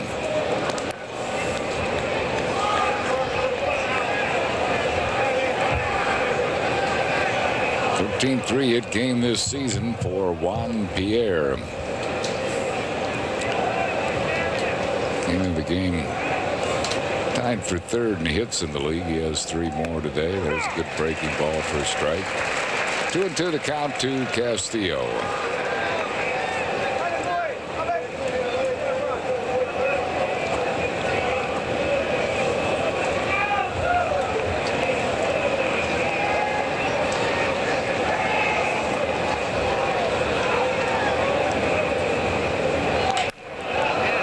Center field. Marlon Byrd closes on it, makes the catch, and that'll retire to side. For the Marlins, no runs, 1 hit, no errors. They leave 1. Stretch time. We go to the bottom of the 7th. Florida 6, Phillies 3.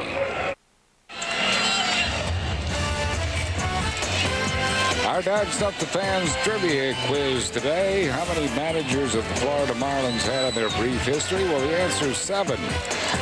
Rene Latchman, Cookie Rojas, John Bowles twice, Jim Leland, Tony Perez, Jeff Torborg, and Jack McKeon. First Phillies fan with the correct response was Mike Ford of Hamilton, New Jersey. Congratulations, Mike. You're the winner of 2 tickets to a Phillies game. Thanks for playing Dog Stuff the Fans. Well, the Phils trailing 6-3 here in the bottom half of the 7th inning.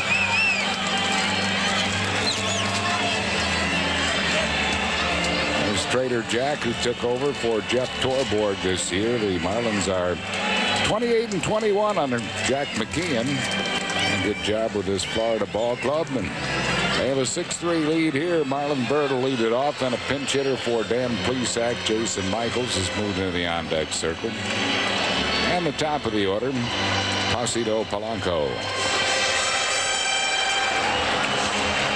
Now 3 runs down, 3 innings to go. Time to get something going. Been able to do a whole lot against Redmond.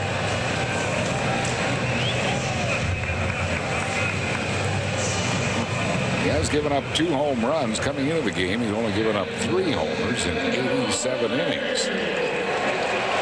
Thome has taken him deep today, as has David Bell.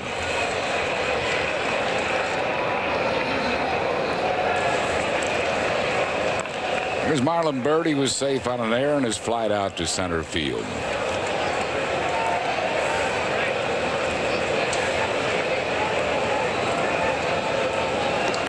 One strike to Marlon Byrd.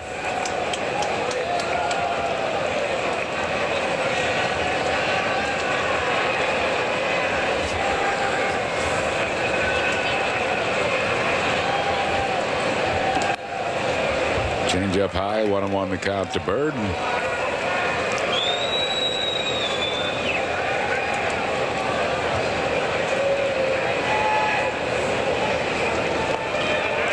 Breaking ball, bounces it up there. 2 balls and a strike.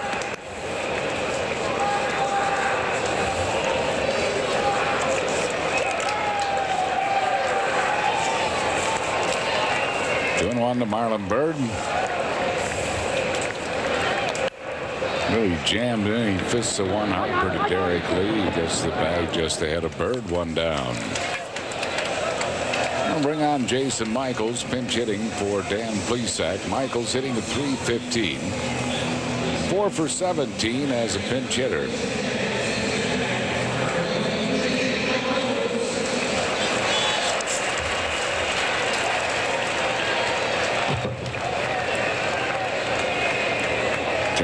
Adams up in the Phillies bullpen. He'll be the Phil's new pitcher in the 8th inning.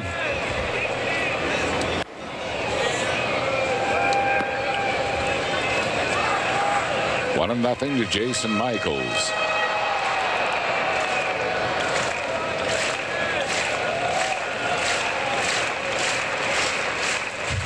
Pitches now for Mark Redmon. Mile high fly ball right field, not deep. Encarnacion coming on. Michaels is retired, 2 down. Redmon has 4 strikeouts. He's only walked 1. He walked off the first man to face him, Polanco, in the first inning. Since then, no bases on balls. And here's Polanco, who has walked singled and grounded into a double play.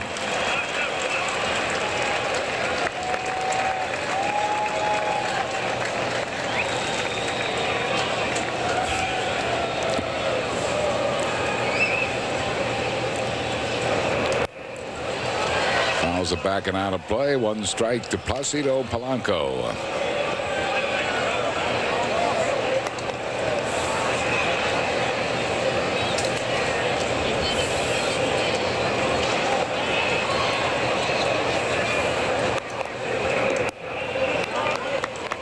Ball and a strike.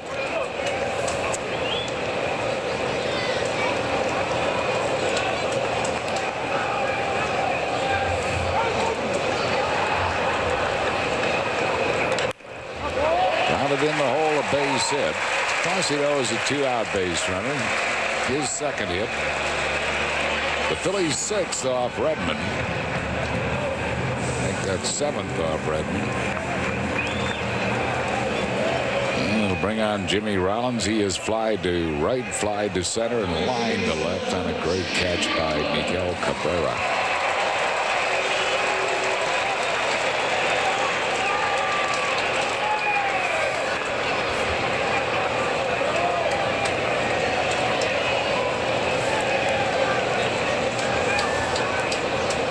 J-Roll will try to reach here and get some men on base for Jim Thome, who waits on deck.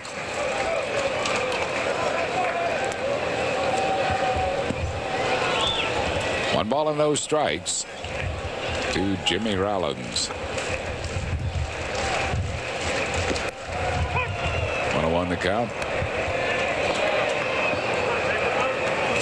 I'm very surprised this morning looking at the Phillies stats, and there's been a lot of talk about Burrell struggling so much, but Burrell's on-base percentage is only 3 points below Jimmy Rollins.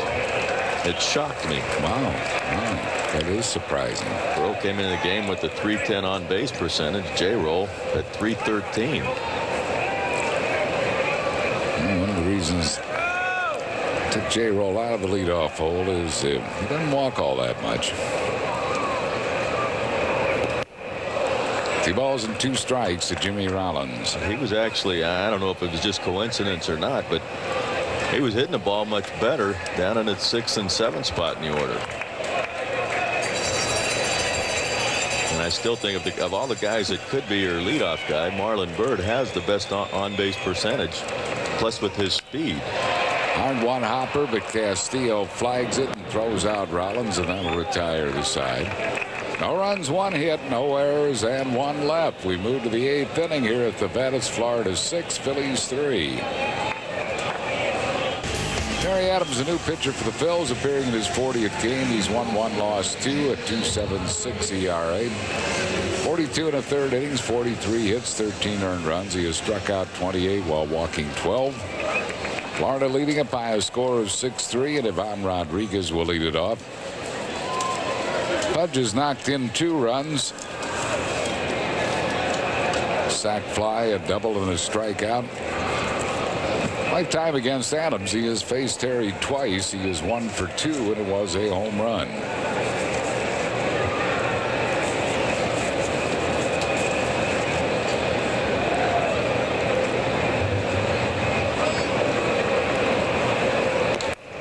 One strike to Ivan Rodriguez.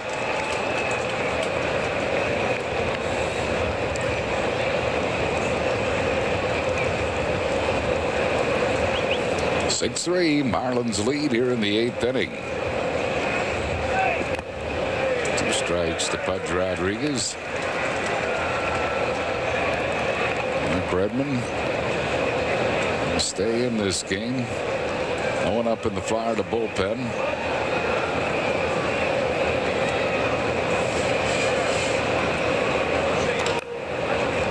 Beats a foul, still 0-2 to Ivan Rodriguez.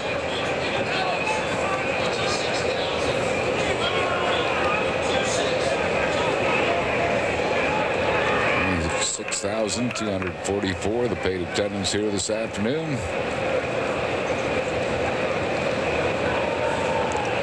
A very hot, muggy day.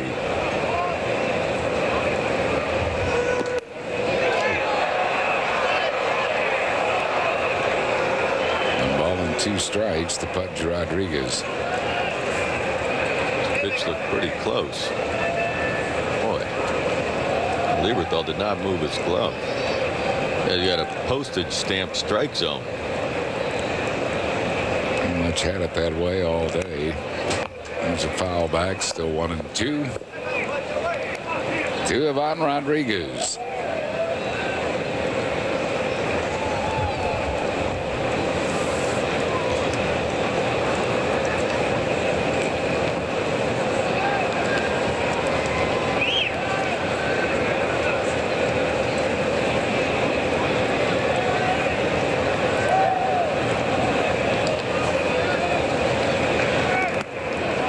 Inside, 2-2 the count to Pudge.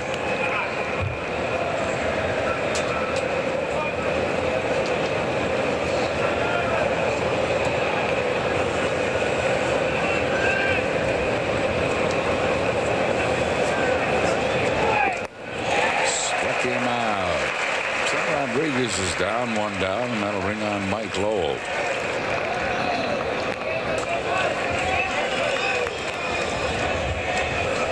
Good breaking ball, has Rodriguez chasing it. A downward tilt to it. See, it just swings right over the top of it.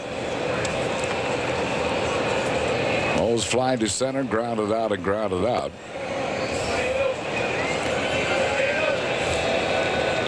One and nothing to Mike Lowell.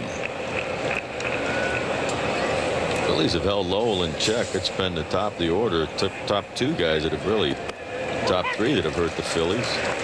Juan Pierre in 13 plate appearances, on base 8 times. Ball on a strike to Lowell. Just missing, 2 balls and a strike.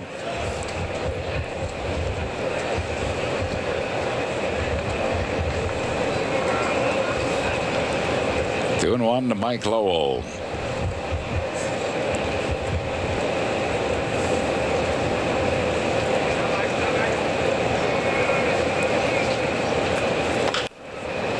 Ground ball deep third. Bell throws across. And plenty of time to get Lowell. That's 2 down. And it'll bring on Juan Encarnacion. He's hit a home run, a sac fly, and a ground out. He has knocked in 3 of Florida's 6 runs. Marlins lead it by a score of 6-3.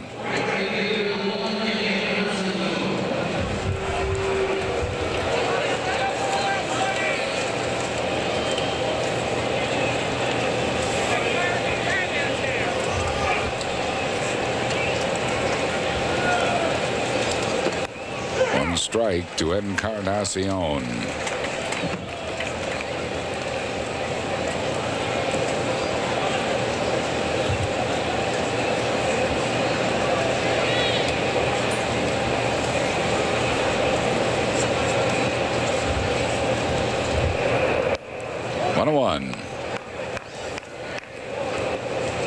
Last 2 games, the Florida Marlins have effectively taken the crowd out of the game. They're a very quiet, subdued crowd.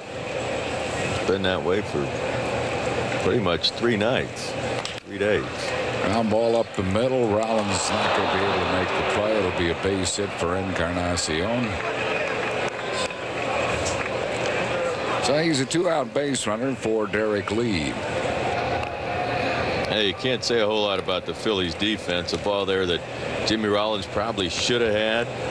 could have had, but the way he's been playing, his whole defense has really done a superb job this year. Derek Lee is grounded out, lined out to deep right and singled. Good career numbers against Adams. Lee is 5 for 13, including a home run off Terry Adams. 1 strike to Derek Lee.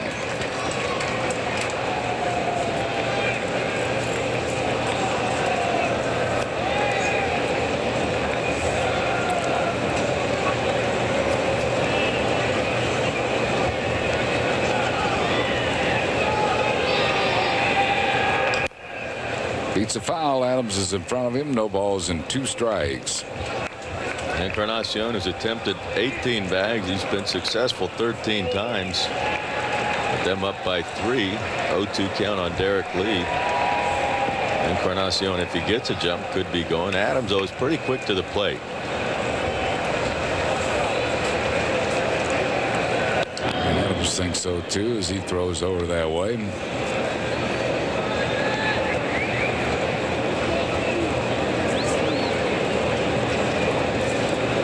To the count to Derek Lee.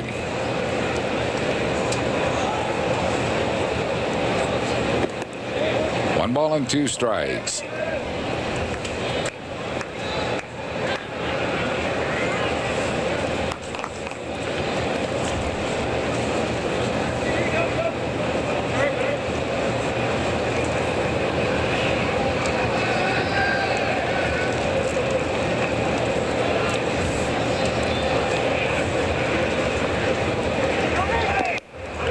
Third strike struck him out. 2 strikeouts in the inning for Terry Adams.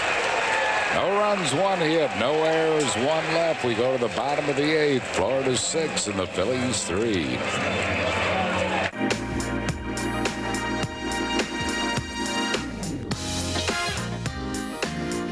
If you thought the 70s were fun, wait till you see what's coming up at the Phillies.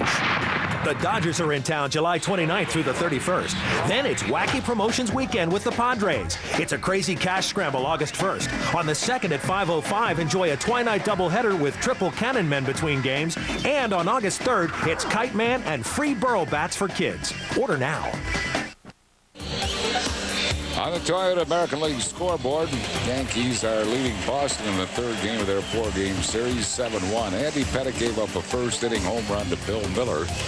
He shut the Red Sox down the rest of the way. Pettitte's still in there, 7-1 Yanks in the 8th. Chicago's just defeated Tampa Bay 11-3 behind Mark Burley. Maglio Ordonez's 16th homer. Rodrigo Lopez is shutting out Toronto for Baltimore. That's 3-0 O's in the 7th inning. Melvin Moore is 13th homer. Kansas City has a 4-2 lead on Detroit in the 6th inning. Minnesota in the 6th, a 2-1 lead on Cleveland. Doug McCavish knocking in the go-ahead run for the Twins. Anaheim will be at Oakland and Seattle and Texas later on as Thome hits one on the ground to Derek Lee, who makes the play. 1 down here in the 8th inning. And it'll bring out Mike Lieberthal. He is 0 for 3. He is twice grounded out and flied out to right. Warner gets the bullpen up just in case. Nate Bump, the right-hander, and Tommy Phelps, the left-hander.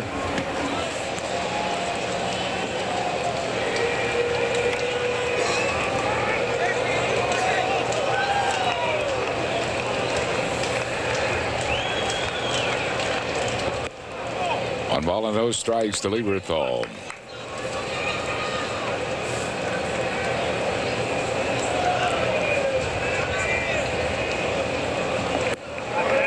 Doing nothing.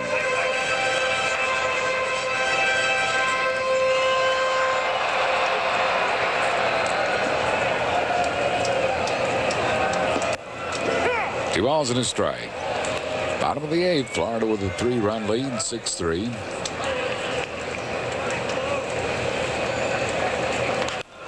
Ground ball, third base, low throw dug out by Derek Lee, and that's 2 down here in the 8th inning.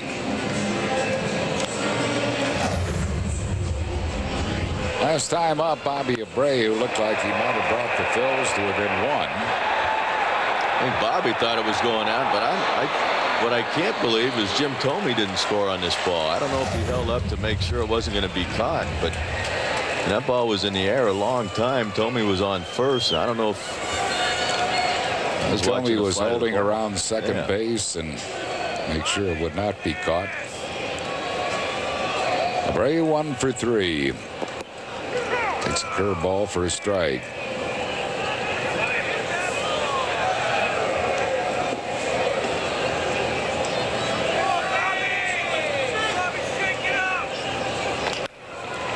Hit the left field tight to the line, and it's a foul ball into the corner. No balls and 2 strikes to Bobby Abreu. Well, Redmon doesn't throw hard, but he gets you out. He's pitched a good game here in this heat. Working here in the 8th inning, he's given up 3 runs. A couple of homers. Only walked 1. He's done a superb job his last couple times out. Last start was against Atlanta, where he gave up only 1 run in a complete game.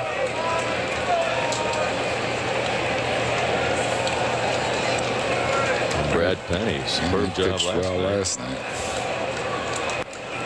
Fouled off the fastball. It's still 0-2 to Bobby Abreu.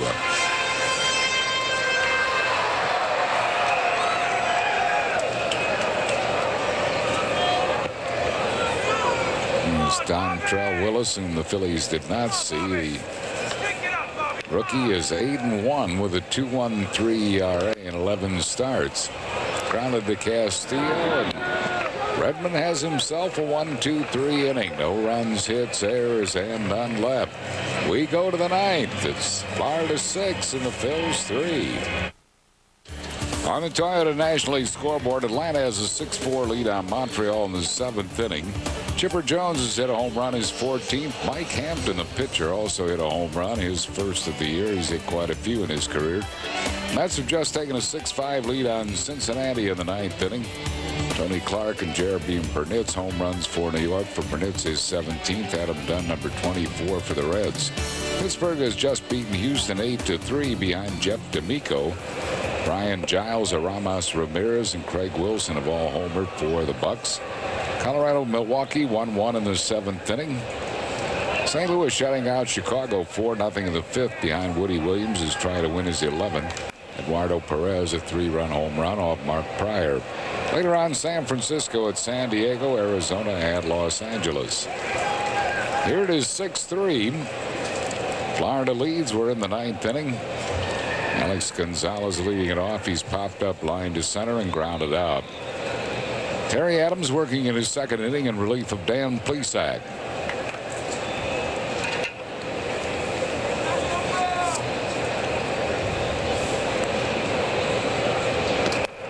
Just missed the inside corner. 2 balls and a strike.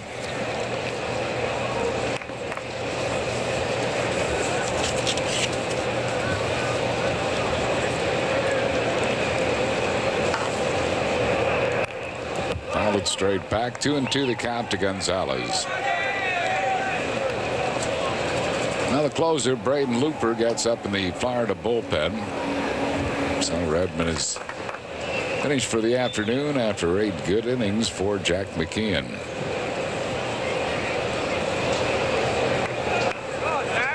Two and two here to Alex Gonzalez.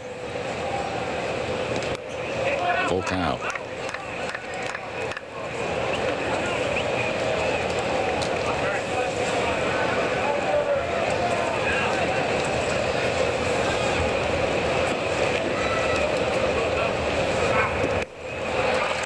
Slider struck him out. That's the 3rd strikeout for Adams since he's come on. 1 down here in the 9th. It'll bring on Miguel Cabrera. Cabrera's 0 for 3. Is grounded out, fly to center and grounded out. Took extra bases away from Jimmy Rollins with a great diving catch.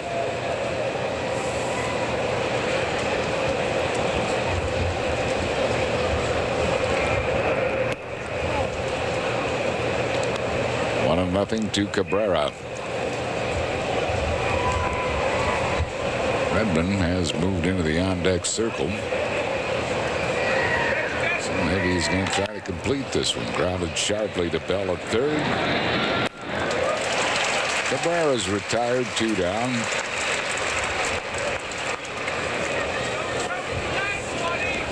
On tomorrow, Brandon Duckworth goes for the Phils. He'll be opposed by Livan Hernandez for the Montreal Expos at Olympic Stadium, Montreal. In one of a 3-game series, Duckworth did a fine job in his start in this homestand after not pitching much at all in the month of June.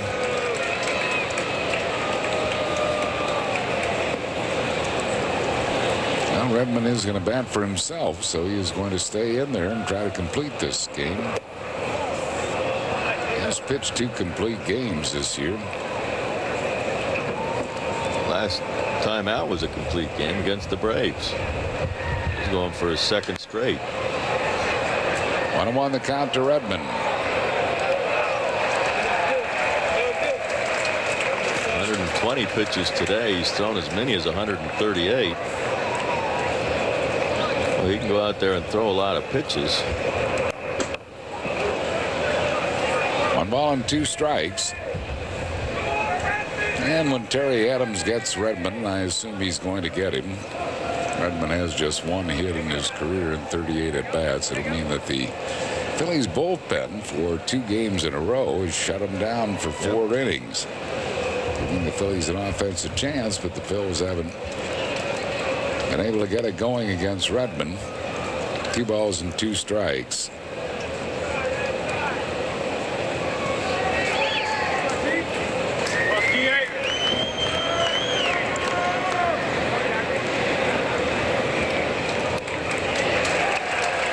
Out of there, 4th strikeout for Adams. Good job, Adams.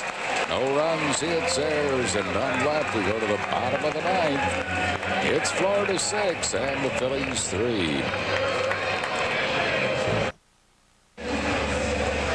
6-3 Florida. It's almost like Mark Redmon talked his way into staying in this game. They were kind of congratulating him in the dugout after the 8th inning, but Redmon back out there trying to pitch his 3rd complete game. He's thrown 120 pitches. I'm sure if he gets into any kind of trouble at all, he'll be out of there.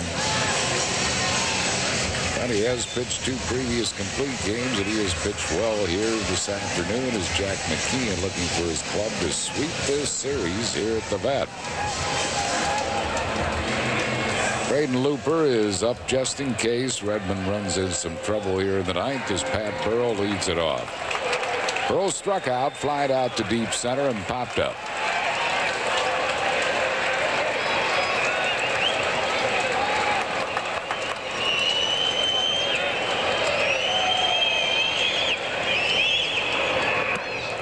Ball and no strikes to Burrell. Burrell was up. The Phillies had their best chance back in the 6th inning with men on 2nd and 3rd and 1 out. Popped up to 2nd. David Bell came up and flew out to center, and that ended the threat. But that was really about all they've had threat-wise, other than 2 home runs, a 2-run shot by Thome in the 1st, and a solo home run by David Bell in the 4th. 2 balls and a strike to Pat Burrell. Redmon has not hurt himself with walks. He walked the first man he faced, Placido Polanco, and no walks since then. 2 balls and 2 strikes to Burrell. He got his changeup over. The changeup has been a really effective pitch for him. He's gone to it just about every time he's needed it. He goes to it behind in the count. Well, that's the key. You can throw your off-speed stuff behind in the count. You got a real good chance of being successful. This will probably be a 3-2 change if he stays the pattern. Long drive into left field, but it's going to stay in the park and caught by Cabrera at the warning track. So Burrell is out on deep fly ball to left field. He did go with another changeup. And Burrell goes down and gets this one. That's kind of what he was looking for his last time up. But here with nobody on, it's just a long out. And here is David Bell. Bell has popped up, homered, and fly to deep center.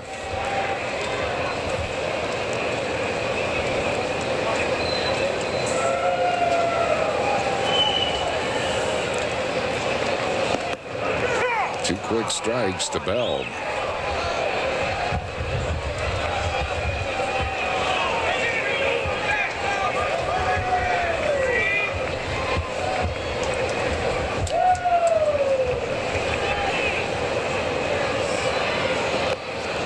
One and two.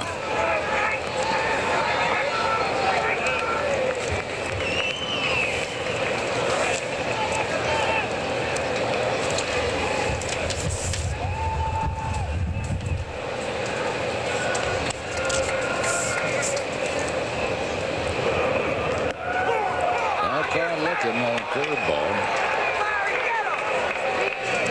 Well, we get his bat off his shoulder. He was arguing with Kevin Kelly, the plate umpire.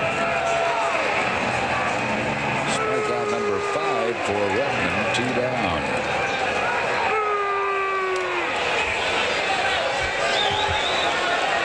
That ball, he hasn't called that ball all day. A high curveball. So here's Marlon Byrd, safe on an air, is fly to center and grounded out. 1 strike to Byrd. Tomas Perez moves into the on-deck circle, hoping for a chance here in the 9th inning. 1-1.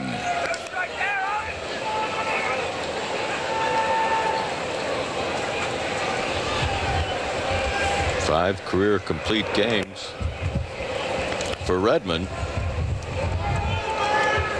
2 balls and a strike to Marlon Byrd.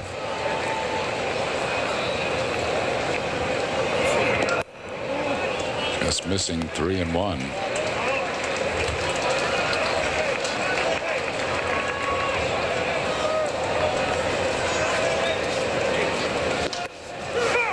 Same spot. This one's a strike. Full count now to Marlon Byrd.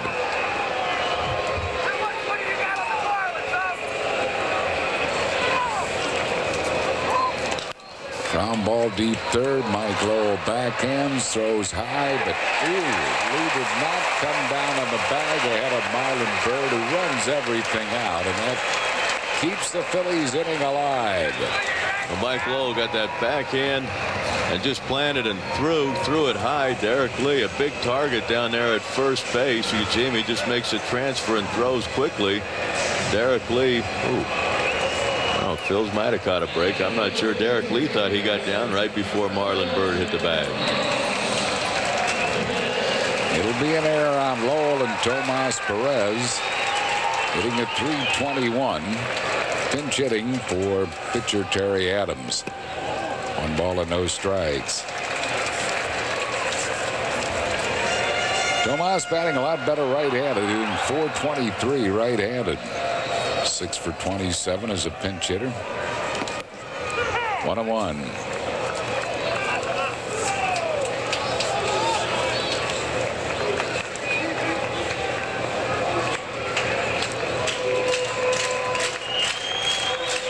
If Tomas reaches, we'll probably see Braden Looper. He's in the hole now. 1 ball and 2 strikes as he missed the changeup.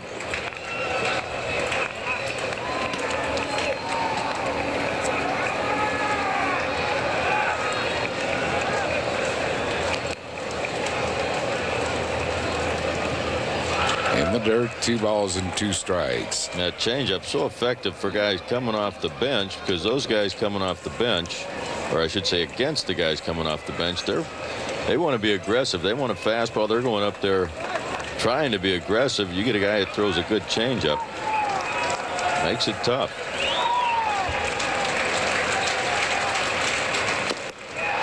Struck him out to end the game, so a complete game win for Mark Redman.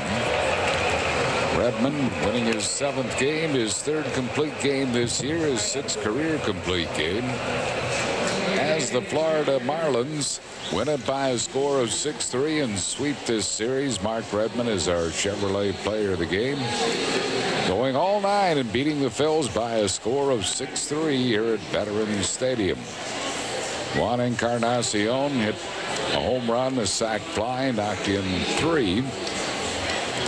And Trader Jack McKeon records his 800th major league win. As a manager, he's managed Kansas City, Oakland, San Diego, and Cincinnati prior to taking over these Florida Marlins. 800 career wins for Jack McKeon. 6-3 final Florida. We'll be back with the totals and a recap right after these messages. The best of 93 and the best of 2003. It's all coming together for the Phillies 1993 team 10th anniversary tribute, courtesy Toyota. The fun kicks off against the Expos July 17th and 18th. Then pregame on the 19th, it's the Alumni Batting Challenge. And on the 20th at 1:35, fans 15 and over will receive a free 10th anniversary tribute DVD or VHS filled with highlights and memories. Call now, 215-463-1000 for tickets.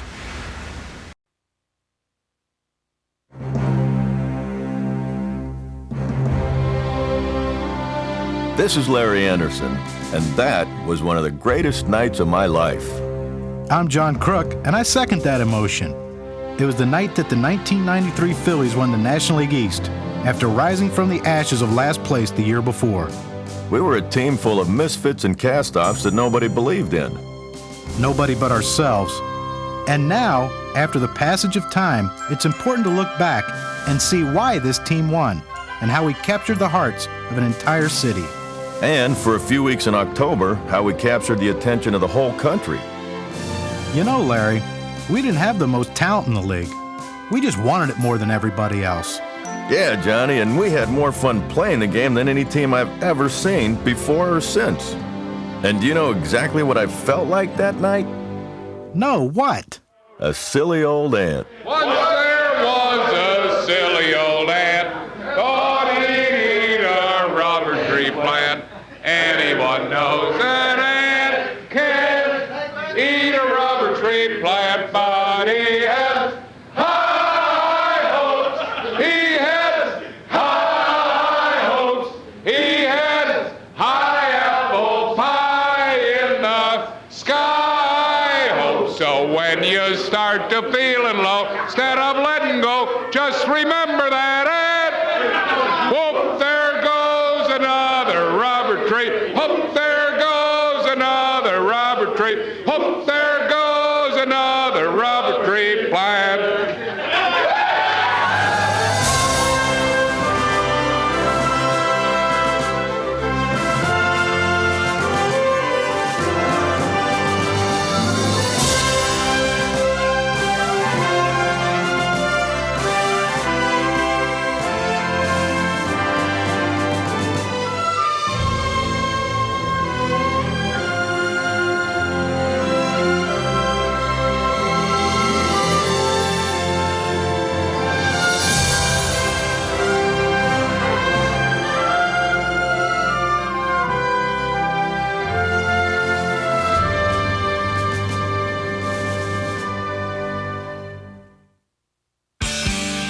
If you're looking for the seeds of the success of the 93 Phillies, I think it began in 1991.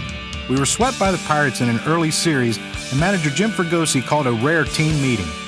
He really aired us out, pointing out how we played scared and were intimidated by the Pirates. A group of us vowed that would never happen again. The following year, injuries and a weak bullpen sent us to the cellar again. Then a funny thing happened.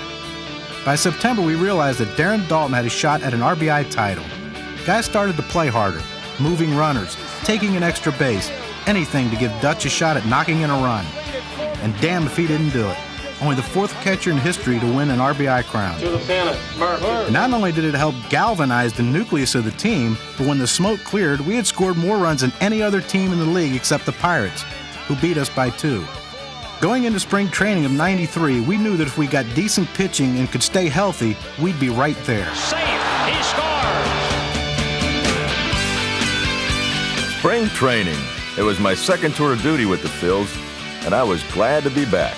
Welcome back to Philadelphia. And what made you want to come back here? Oh, you, Wheels, you. Only you. Only that was my sole reason, because my other chance was to go to Atlanta, and I figured they'd be in the World Series, but it would really cut down on my chances to see you. So here I am. You really could have signed with the Braves? Sometimes you have to have a feel for this game, pal. And I wasn't the only newcomer happy to be in camp. Yeah, we had a bunch of new lunatics to accompany you. Guys like Pete Incaviglia, Danny Jackson, David West. And back for his second stint, Milt Thompson. Then, of course, there's Izzy. Jim Eisenreich was a free agent outfielder who came to camp under a cloak of mystery. It was common knowledge that he had suffered for years with the neurological condition Tourette's syndrome. He had the disease under control, but Izzy was so quiet, nobody knew what to expect until you broke the ice. Hey, he's sitting at his locker playing with a bow and arrow, looking like he might be after a victim. So I started calling him Jeffrey Dahmer. He loved it. As you know, my nickname is Jeffrey Dahmer, and I'll do anything I can to help this team win. He threatened Dutch with a bow and arrow today. He could shoot him in the leg. Later that spring, his wife told me it was the first time Jim was made to feel so much a part of the team. Anything to oblige, ma'am. I remember Izzy coming in the clubhouse and Jake said, "Hey, you got that Tourette's thing, whatever. You know, if you think you're crazy, wait till you see this crew." And everybody bust out, you know, and started laughing there. And after that, it just kind of snowballed from there. And I've never been around a group of guys that enjoyed being together on and off the field as much as that team. Right off the bat, you could tell there was a camaraderie there, and that hadn't been there. It was really probably the closest knit group of guys I've ever had the pleasure to manage. They really liked each other. They were, I call them clubhouse rats. They liked baseball. They liked to talk about baseball. They liked to be involved. We had a lot of fun in the clubhouse. We had a lot of fun off the field. But when it came to playing baseball, man, everybody was on the same page. Another important event that spring was when Dave Hollins laid down his decree to the Phillies pitchers. He had set a record the previous year with 19, being hit 19 times as a switch hitter. He says, but I've been thinking about this, and if I charge the mound, I'm going to be suspended for 4 games. So instead of charging the mound, I'll just charge you in our clubhouse if you don't stick up for me or any of our players. I said, if you guys don't hit somebody, he said, I'll just fight you after the game. You know, and that's how they went, no, we'll protect you. And 3 weeks later, it just so happened that Greeny was pitching in an exhibition game in St. Pete against the Cardinals, and they hit him. Tommy Green was sweating bullets on the mound there. I didn't know what he was doing, and sure enough, he hit him right in the neck. I did what I needed to do. I thought like I needed to do. So happened to be the first guy was the pitcher. So it was perfect. I get hit on an 0-2 pitch that barely brushes me. He hits Donovan Osborne in the neck in St. Petersburg, and we started an all-out brawl, and that just, I mean, we had fights in spring training that year, and it just set the tone. We just got, teams knew we weren't gonna take that. I knew on the mound that I could throw at anybody I wanted to, and there was no one in the league that was going to get that 60 feet to the mound before he made that 60-foot trek from third base, and that was incredibly comfortable. And it wasn't that he was going to be a roadblock. He'd kill somebody. I mean, I honestly believe that he had the potential to actually slay someone on the field if he wanted to. That's where the team got closer, and then you start caring about your pitchers too, and the players and everybody. I mean, that pitching staff, that's the closest pitching staff I've ever been around with a team. I mean, we used to hang out with each other and go out and drink together. And a lot of teams, that's a separate gig, I found out later. But now with that group. It was obvious that there was a whole new tone to this ball club.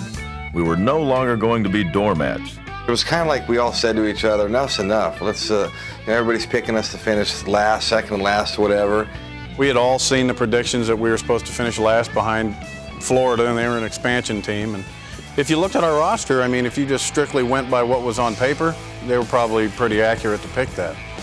And I've been a huge believer in the theory that you can judge the dog in the fight, but you can't judge the fight in the dog. And it's all about winning and pride, and we're going to go out and beat somebody and beat them bad. I mean, that's what we wanted to do. And it started from day one of spring training and continued on through the season. One more important event took place that spring. The Phillies stepped up and signed Dutch to a long-term deal. They could have waited to see how the year played out, but the timing was perfect. Best catcher in baseball will be in a Phillies uniform for 5 or 6 more years, maybe more than that. Dutch says he wants to play till he's 40. It sent a message that the team was committed to taking care of their own, that performance and leadership would be rewarded. Made me personally feel like I was the anchor of that club, and that I need to step forward and take on a leadership role.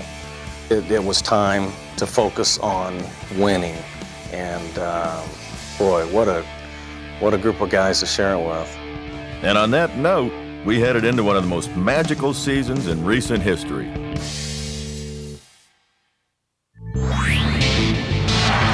Right back at Mulholland. Terry Mulholland has pitched a complete game.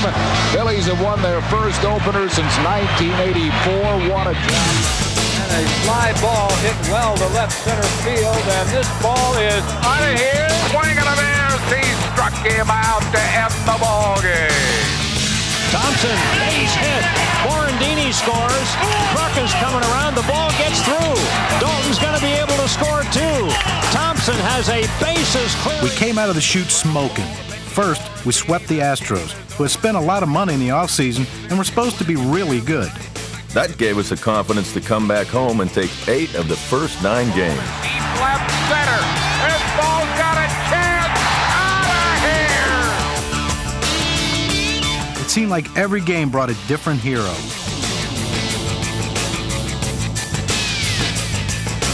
Struck him out to end the ball game. To the plate and out at home plate is Randy Milligan. Swing, bouncing ball right back to West. Grabs it, throws him out. This ball game is over. The Fightin' Phils are 8-1, equaling the very best start of a season in franchise history, along with the 1915 Phillies.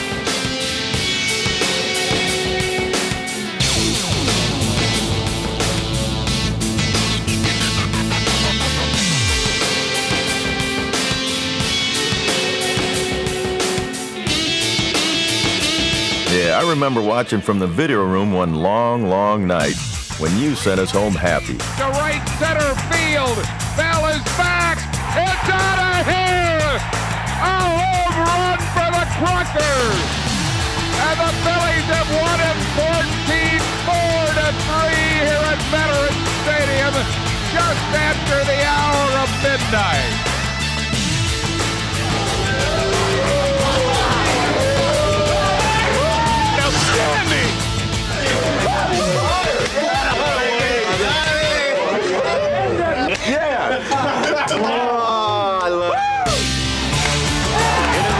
When we hit the road, the magic continued. He caught it.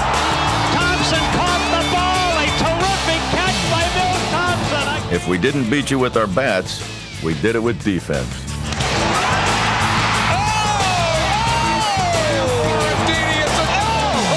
And true to our motto, we weren't afraid of anybody. How about Mother's Day, when Mariano Duncan faced one of the nastiest closers in the game, Lee Arthur Smith, down by 3 with the game on the line. It might be. It could be.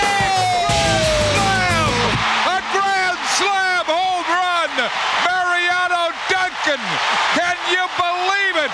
The Phillies lead 6-5 in the 8th. I believe from the day that Dunk hit the grand slam off Lee Smith here that we were writing our own script. We were writing our own script, and it was filled with crazy characters, swashbuckling heroes, lots of suspense, and non-stop action. Ball in the hole, a base hit. Here comes Thompson. Canseco's throw. He scores. Phillies win. And a bunch of happy endings. Halfway through the season, we were well out in front of the pack.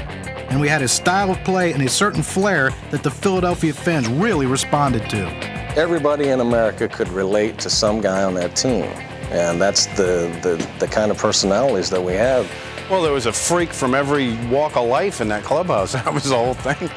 We had guys with physical problems, mental problems, and I mean, the list went on. And every beer drinker and guys that ate a hot dog loved John Kruk. And every woman loved Aaron Dalton. And every blue-collar redneck guy in the world loved Dykstra. And we had a bunch of gamers there, you know. I mean, everybody was game on in that club, starting with, you know, the manager and our coaches. And you know, we came out of the gates and everybody started picking everybody up, and it was just like a domino effect, man. We couldn't, you know, once we started, then the fans got in, and it was like we wouldn't take no for an answer. We played together hard and weren't going to let anybody intimidate us, and we used that to our advantage, and the home field advantage was huge. We used to have a few tough road trips that year, I remember, and we couldn't wait to get home, and nobody wanted to come and play us there that year. I think everybody else in the league knew what kind of guys were on that team. You know, we weren't just baseball players, we were hard baseball players. I mean, we were guys that physically wanted to beat you, not only in the runs column, but we wanted to beat you physically. You knew it was going to be a battle, you know, because they were a scrappy bunch, and we always took it very seriously when we came to Philadelphia, because you knew that with the guys that they had out there on the field, it was going to be a war. We didn't care what anybody thought of us. We just knew we were kicking somebody's ass that night, and we were going to have fun before it happened and after it happened. Really, that club had a lot of pride. They were tough. They were a group of tough individuals. 25 guys there, and whoever came in, I mean, there was no one could break that circle. So, you know, I mean, hey, if you wasn't a part of that thing, you just wasn't a part of it. It just seemed like everybody that put on that uniform that year did something great to help us win. And I think that's what makes that team so memorable, is that, you know, there's so many different guys that did so many different things to help us win all the time. So what were some of the other keys to our success?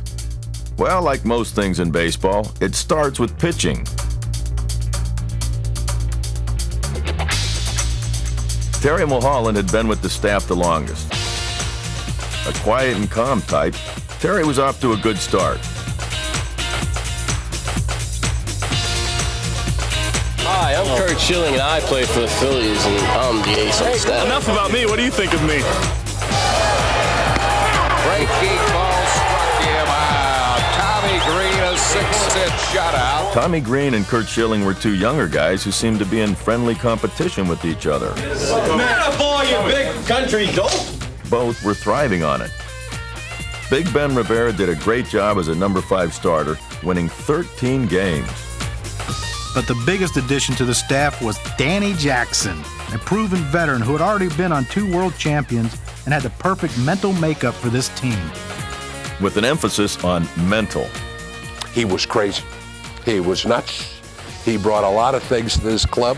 It's like having the WWF come to camp. You know, I mean, Danny was very, very aggressive, very intense individual when he took the field, and you know, he liked to pass that intensity along to his teammates. And DJ's a guy who, you know, would have died for, actually almost died on the bus for this team. Splitting his forehead open, but... Once on a team bus, our resident nutcase tried to fire everybody up by headbutting the luggage rack. He has got blood pouring from the top of his head all the way down his shirt, all the way down, and a pool of blood. And so Irish and Mark come back. Mark's our trainer. Mark comes back, and they're butterflying his forehead. He's got a gash, probably about this long, across his forehead, and he's smiling. He's got all this blood in his teeth, and it almost looked like he was happy he did it. And the head chef of this spicy gumbo was Johnny Padres, the veteran pitching coach whose salty, old-school demeanor combined with a positive, upbeat approach. He had his way. He had a knack about getting something out of you. It was just a fire in his old-school way of bringing it out. Pods to us was like Yoda to Luke Skywalker. I believed he could float if he wanted to. I needed that. You know, it helps pump you up and tell you what you want to hear, really if you suck or not. You're out there on the mound. You got great stuff, and you're giving up the world. You might. Pods was the father figure the young guys needed. Oh yeah? How about the old guys? You were the oldest player in the league that year, but you acted like you were in T-ball. I watched LA and thought, you know, I'm supposed to be watching veterans to understand how to play the game, and if I did anything that he's doing right now, I'd get released. Well, Johnny, you know my motto. You're only young once, but you can be immature forever.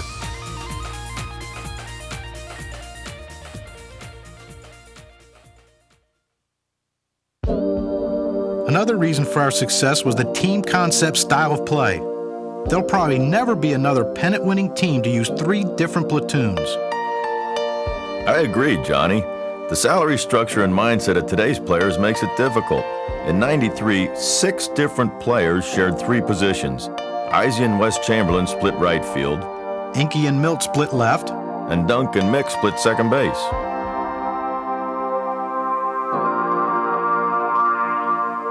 When we went on that field, I mean, we were a unit, and we played together. And like I said, there was no me.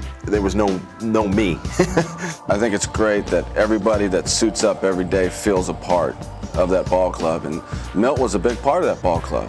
I mean, Milt got some huge hits for us. Milt made some fantastic plays in the outfield. Milt was a better outfielder than I was. There was a great mix in there, and there was no egos really involved in there. And Jimmy and Wes in right field were fantastic. I mean, can you say enough about Jim Eisenreich? I mean, he just kind of waltzed in there about 3 days before spring training and, you know, hit .330. I think that was the hardest thing for Wes to understand, that, you know, the role that we put him in would benefit the team more.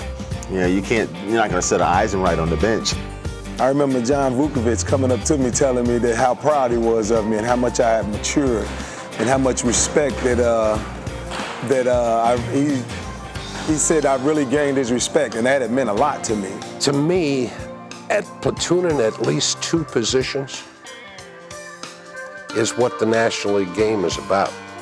Everybody likes to have a set lineup, set players. Here you go in and you write the lineup up and down, the same lineup every day. When you have at least 2 platoons in the National League, what that does is it keeps 2 guys on your bench. It keeps them sharp. In a National League, your bench is who ends up winning the games for you. Everybody to a man knew what their job was. And Fergosi's the one that created that atmosphere. Anytime you have a manager that walks up to you and says, you are going to do this, you can prepare for it. Kim Batiste knew what his role was. Ricky Jordan knew what his role was. And the thing that made him different, no one bitched. Fergos was the best manager I ever played for. He understood that you managed 25 different people.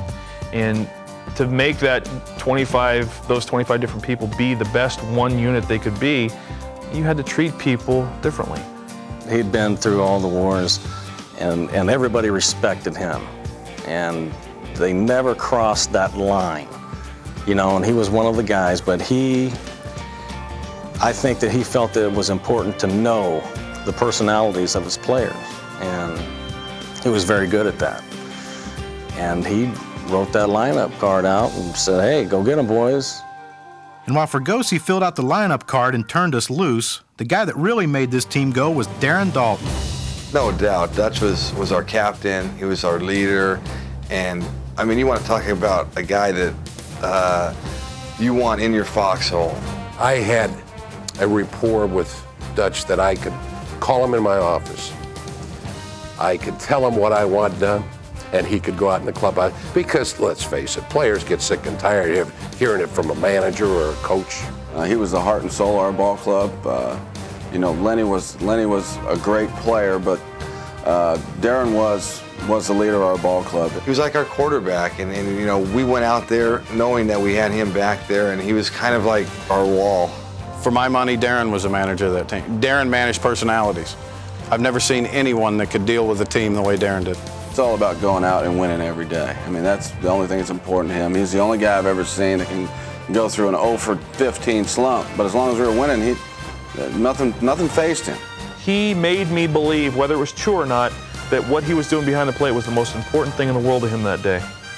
And whether he got a hit or not, well, we're working on a game, and that's what matters to me. And when you're on the mound, catchers probably won't understand how important that is to a pitcher. I think the fact that he went through 9 knee surgeries gave him even more credibility. And the fact he might throw you around the room, you know, I mean, there was this Hollywood guy and all that, but a lot of the public didn't know that this was a real tough guy. The surgeries he's gone through, I mean, he's as tough as they come. Everybody who's played with him knows that. He's just fortunate enough to look good, too, while he's doing it. Some of us don't have that luxury. He's got to lead by example. And he's also has to sometimes come down on his best friends, and he would do that. All Bubba had to do was look at you half the time, and you knew. You know. And he looked at me, and he said, I want to kick your ass right now. And he was dead serious, and I knew he was serious. And I was embarrassed about the way I had pitched, and I said, you'd have every right to. He got me right away when I walked in the clubhouse. He said, I didn't sleep at all last night. I was dreaming about fighting you last night. I didn't sleep a wink. I can't believe you walked, and he was right too. I said, hey man, you're right. Pop me, man, go ahead. I mean, I deserve it. He cared that much where he couldn't even sleep at night. And then I knew who the leader of that team was right there. Now, a lot's been made out of this so-called Macho Row, a group of tough guys who allegedly controlled the clubhouse. I didn't see it that way. That was the creation of the media. What really determined the clubhouse dynamic was a group of guys who got together after the game. Dutch would have to ice his knees for at least 30 minutes, so a bunch of us would hang out with him in the trainer's room, discuss the game. It got to be a popular routine. The trainer's room looked like a smoke-filled bar room. Beer cups and, filled up ashtrays and spittoons and everything else. And little by little, there were more and more guys in there. Off the field, we talk about the games and then talk about how we were going to get better and what we had to do tomorrow to win. So it was like 24/7 trying to figure out how to win the National League. some of the fondest memories of just going in there and being with a group of guys that have just done battle out on the field and left everything they had out on that field for that night. They could talk about the game, where the game was fouled up, or how we won the game. And it was something that really lacks a lot of places now. It was a team. Now, just because we were all focused on winning, it didn't mean we all had to like each other. First of all, Mitch and I didn't get along for a day. We had polar opposite personalities. Shill was a pain in everybody's butt. Once in a while, somebody would get called into that room when they didn't like something. Kurt Schilling became a problem in our clubhouse quite often, and we had to beat Kurt down a little bit. Every now and then, Mitch would get mad because it might have been a save situation and didn't get a chance to get the save. And Dutch was great about handling that. You know, he nipped it right in the bud when it started. Heck yeah, we'd sit in there and rip guys up, and they'd come right in, and we'd rip them up, but that kept everybody loose. Of course, our late night sessions weren't too popular with the ladies in our lives. That was a big part of that team, that we used to stick around, and guys gave enough about the team where they would say, hey honey, I'll be an hour late tonight, okay? What's the worst that's gonna happen? You're gonna bitch at me a little bit? I'm gonna take a little heat? Well, I'm gonna do that because I need to get to know my teammates and talk about the team because we care. We're here, we wanna win. And to make matters worse, I sometimes used to spend the night in the video room. You slept on that rotten couch? You're a braver man than I. I remember the time you were told you had Sunday off and played wiffle ball with the clubhouse guys till 6 a.m.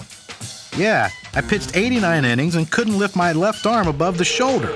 Then somebody got hurt and you had to play the outfield and still got 3 hits that day. Believe it. If you had to pick out a guy to get out of bed and get a base hit to win a ball game, it would be John Kruk. One of the only guys that I know that can take that body out there every day. He didn't look like an athlete. He didn't act like an athlete. But he was really a great athlete. I'm sure he'd tell you that by the looks of his body that he wasn't a great worker, but he was a great worker. He probably took more extra batting practice than anybody, and he worked at his game. Disliked pitchers immensely, another one. Made life just a living hell for me at times during the year. But I still remember meeting 3 or 4 hot dogs on a Sunday game and spending the night at the ballpark. You'd get 3 big old hot dogs on a plate and smother with ketchup and throw it in the microwave and pull them out and go to town on them. And they were done in 2 minutes, you know. And I said, Jay, and it'd be 140, 150 out on that turf that day. And I said, Jay, how do you do it? How do you do it? And he said, years of practice. Always made you laugh. But people forget how tough he was. See him sitting in that lounge chair in the training room with bags of ice on his shoulders and his knees and his boiler sticking at 3 feet out from his stomach and can barely walk. And this guy, you could hand him a 2x4 and tell him to go up there and get a hit, and he could do it.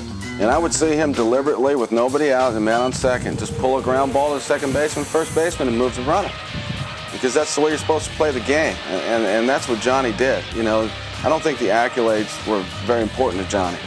What was important to Johnny was winning and helping the team win. And, you know, as great a player as he probably could have been if he was more selfish, I think he took more pride in doing the right thing every day as a player. In mid-June, we had our first and only major injury. Dave Hollins broke a bone in his hand and was expected to be out 6 weeks. But Kim Batiste filled in, and we never missed a beat. High drive to left. It's Dean. Coleman's back. Out of here. Game-tying home run, Kim Batiste. That really illustrated the strength of our club. All 25 guys were important.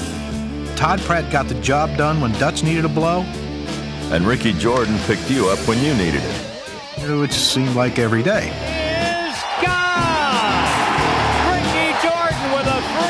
It was a true team effort. Guys like Mickey Morandini got the job done. And a grand slam! A grand slam! Home run! Mickey Morandini! Mariano Duncan played everywhere and led the league in smiles.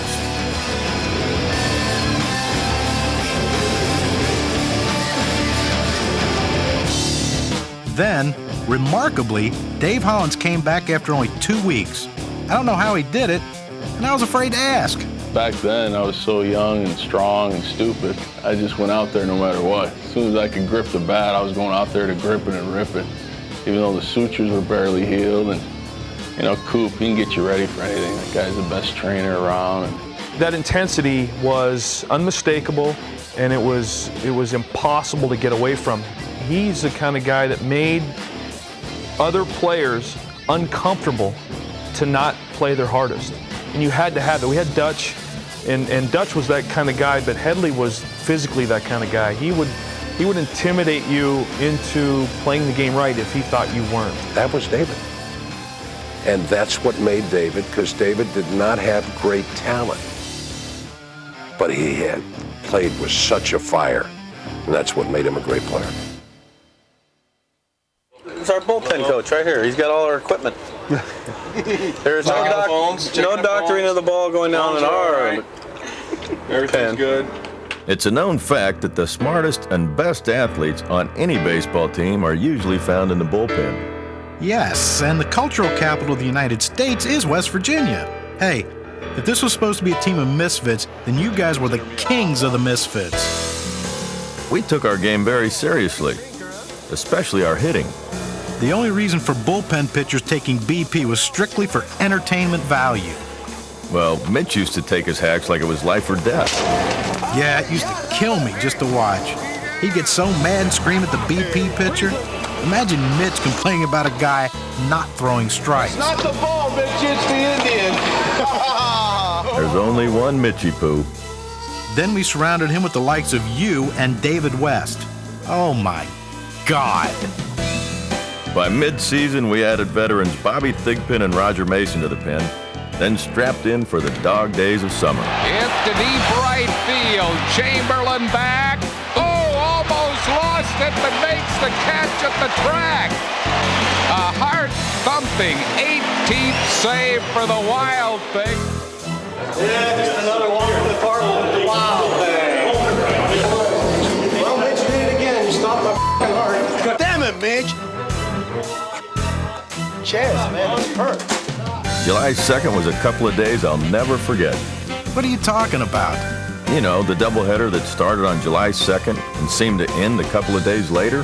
They finally get the first game finished. The second game didn't start until who knows when, after midnight probably, in the early hours of the morning. And so it was a long night. This would be a bad hour for most folks, Harry. This is the shank of the evening for you and most of us. I mean, oh, yeah. The funny thing is, we really needed a win. Things were starting to slip a little in the win column, and a game like this could easily start a downward slide. Swing, ground ball, base hit, right field. Here comes Hollins. Billy Bean's throw is late. Hollins scores the tying run. Never had this much excitement at 4 o'clock in the morning. The bars were closing, and all these people knew this was happening, and that team was a lovable team anyway, so they were coming down, and it got louder and louder and louder the later it got. This is one of those nights that hundreds and thousands of people are going to say they were here. Then finally, Mitch was in a position to make all that batting practice pay off. Swing and a base hit to left center field. Incavilia's going to score. This game is over. On an RBI hit by Jim Thome. The Bills have won it 6-5 and 10 on the Wild Things RBI hit. Can you believe it?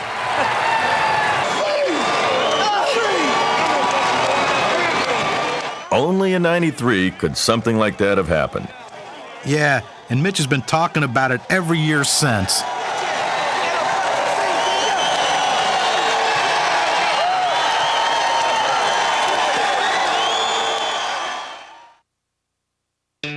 Now, the shortstop position was kind of a work in progress throughout the season. Yeah, Juan Bell opened the season there, but was just too inconsistent.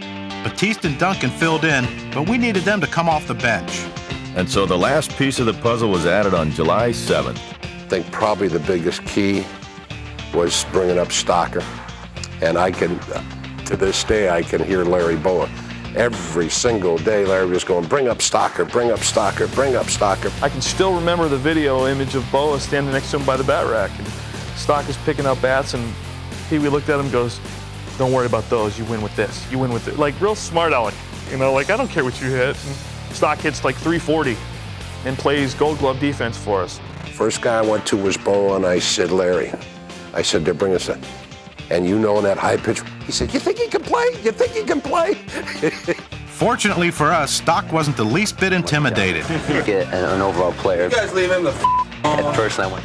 Stock, remember, these are the same guys ripping you at first. Stock's first game in red pinstripes was nothing special. Mitch blows a lead, Stock bailed you out in the 9th. The game goes 20 innings. You, Westy, and Mitch get to watch the game in the comfort of the video room cafe. Mike Williams pitches 6 great innings for the win, and you knuckleheads parade around the clubhouse like you had something to do with it. We did. If it wasn't for us messing up in the first place, it never would have happened. Anyway, we forgot to mention how that game was won.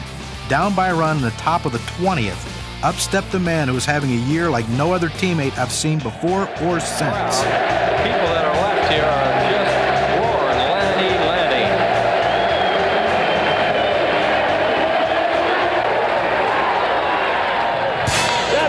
Deep to left field, Eric Davis going back, still going back, he can't get it! It's another for Lenny Dykstra, and the Phillies are going to win this ball game! And they win it 7-6 in 20 innings! I don't believe it.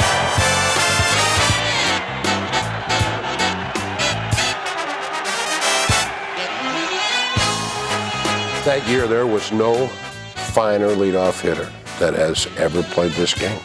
When the cameras were on, or when the pressure was on, when the game mattered the most, he wanted the bat in his hands. He wanted the ball hit to him. He wanted to play. He wanted to be the guy to have to make the play. So fun to watch him set the tone, just his cockiness, his attitude, his swagger, whatever you want to call it. Just being Lenny, the dude. My job was to get things going and to spark us. I mean, people, don't understand, I think, how important it is to have somebody at the top of the order that can provide a spark and ignite some energy. So that was my job, and, I took pride in that and taking certain pitches and not swinging at pitches. He'd get on base, he'd take pitches. When you talk about keys for a season, we got into a lot of bullpens early because of the number of pitches that Lenny, he took, and he fouled pitches off, and he got on base and did a great job. And he set the tone right from the first inning when he stepped into that batter's box. You very seldom saw him swing at a first pitch. He worked the count. You don't know what the pitcher's throwing that day. You don't know what kind of stuff he's got. And we would always say, dude, what's this guy got? He said, you'll know. And then he would go up there and make this guy throw 10 pitches. And that helps the rest of the ball club. And he would take till he got 2 strikes and then foul off about 5 pitches. And that's a consummate leadoff hitter right there. A guy that's going to give himself up. And then it just sort of filtered down. The Dutch worked it, Dave Hollins worked it. We had guys that weren't afraid to hit with 2 strikes. They played the game very unselfish. They moved runners when they had to. They dropped a bunt when they had to. But Dykstra was a guy that if you needed a home run, he'd do that. If you needed a stolen base, he'd do that. If you needed a walk, he would do that. And so we sort of fed off him. We outscored everybody by 100 runs for one reason. They would take a walk. They trusted each other. They knew that they weren't forced to be the only guy in the lineup to get the hit to win the game. They trusted each other, the fact, well, I'll get a walk here and get somebody on base. And we had a lot of big innings because of walks. Knowing dude and seeing the way that he went about it and everybody else's reaction to him and then his reaction towards them that's a book in itself right there.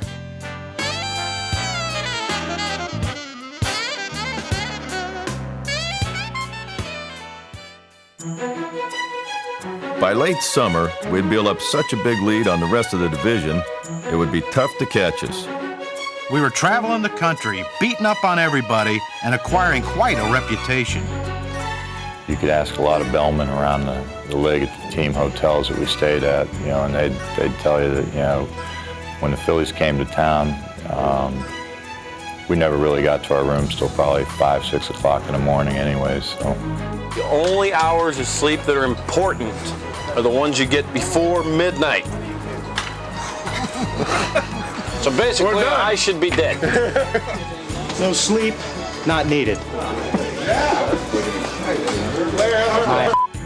Even some of our opponents liked our act. Take that rookie catcher on the Dodgers.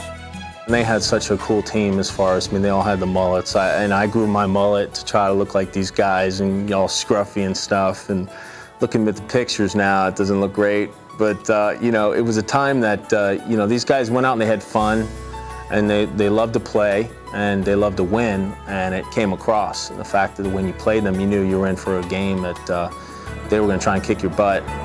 But by September, we started to leak a little oil. Hit, 2 runs will score, and this game is over. Montreal has won it. Mitch had some trouble in Montreal and knew he was going to hear it when we got back to town.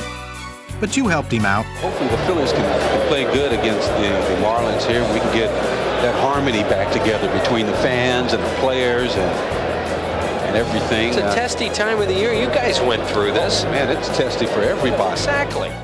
Anything to lighten up the atmosphere, but our once huge lead was now down to 4 games.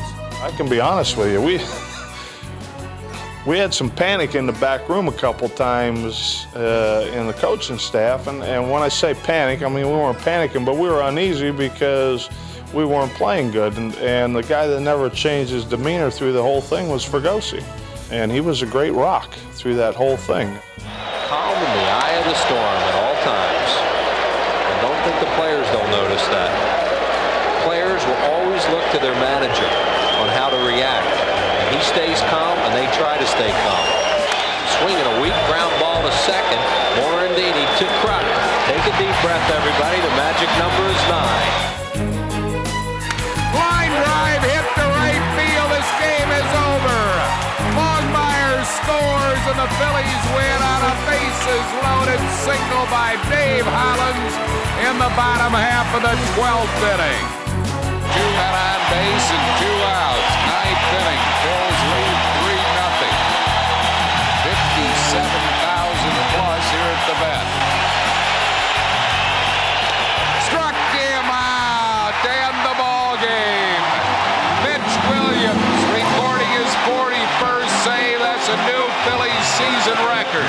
Saves it for Tommy Green, who pitched just brilliant baseball for the Phillies as the Phils take this one 3-0 over the Atlanta Braves. Let it go. We finished strong down the stretch and got the magic number down to 1 by September 27th. How about Tuckarosa? I tell you, I give this club a lot of credit. When they got together in the spring, we knew it was an improved club. because we saw it. But I'd be a liar if I said I thought they'd be sitting here September 28th with the magic number 1. And maybe the sad thing about it, you might not ever see it again, at least these guys all together like this. And it's really been an outstanding year, one that they won't ever forget and we won't either. What we did in '93 was something that, unless you were in there and in the trenches with us, you don't realize how every night someone else would pick us up, and it was a complete team effort. Phil's going into this game, Whitey can clinch it tonight, National League East, and looking at the face of the players in the clubhouse, it looks like they have great resolve to do that thing tonight. There's another one that's going to score 2 runs. You see those Phillies fans, the very live dugout, because before the game, you can just feel some confidence around this team, how much they want to win here.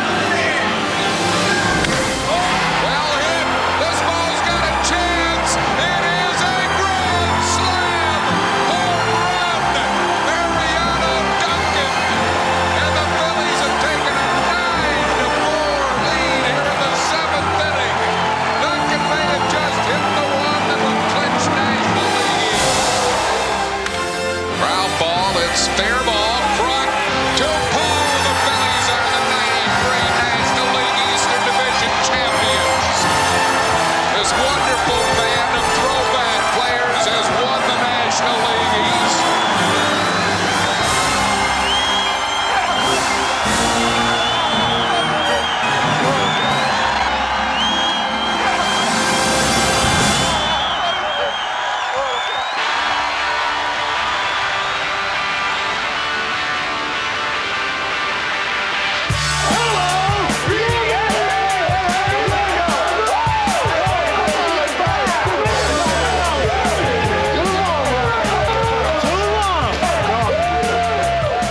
It was the best party I've ever seen. A wild, dysfunctional family of players, coaches, staff, and executives, all tasting the fruits of a true team effort.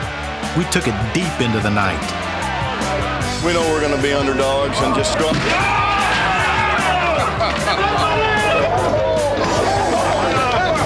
Swinging a long drive, grand slam, home run by the Duck. How about that? I even decided to sow the seeds of my broadcasting career. This is the first time you've been in the playoffs in your career. I haven't been there played, yet. Right. This is the first time that I haven't been there This is yet. the first time you've clinched a divisional championship. Okay. Can you tell us what it feels like? What's it like with these guys, with these teammates? How does it feel to you? You having a good hair day? I'm having a great You hair day. are having a good hair day. Hey, Look at that. He's having a great hair day. What do you think about the chances of a 10-year reunion with this ball club? No chance. Yeah, everybody's going to be dead.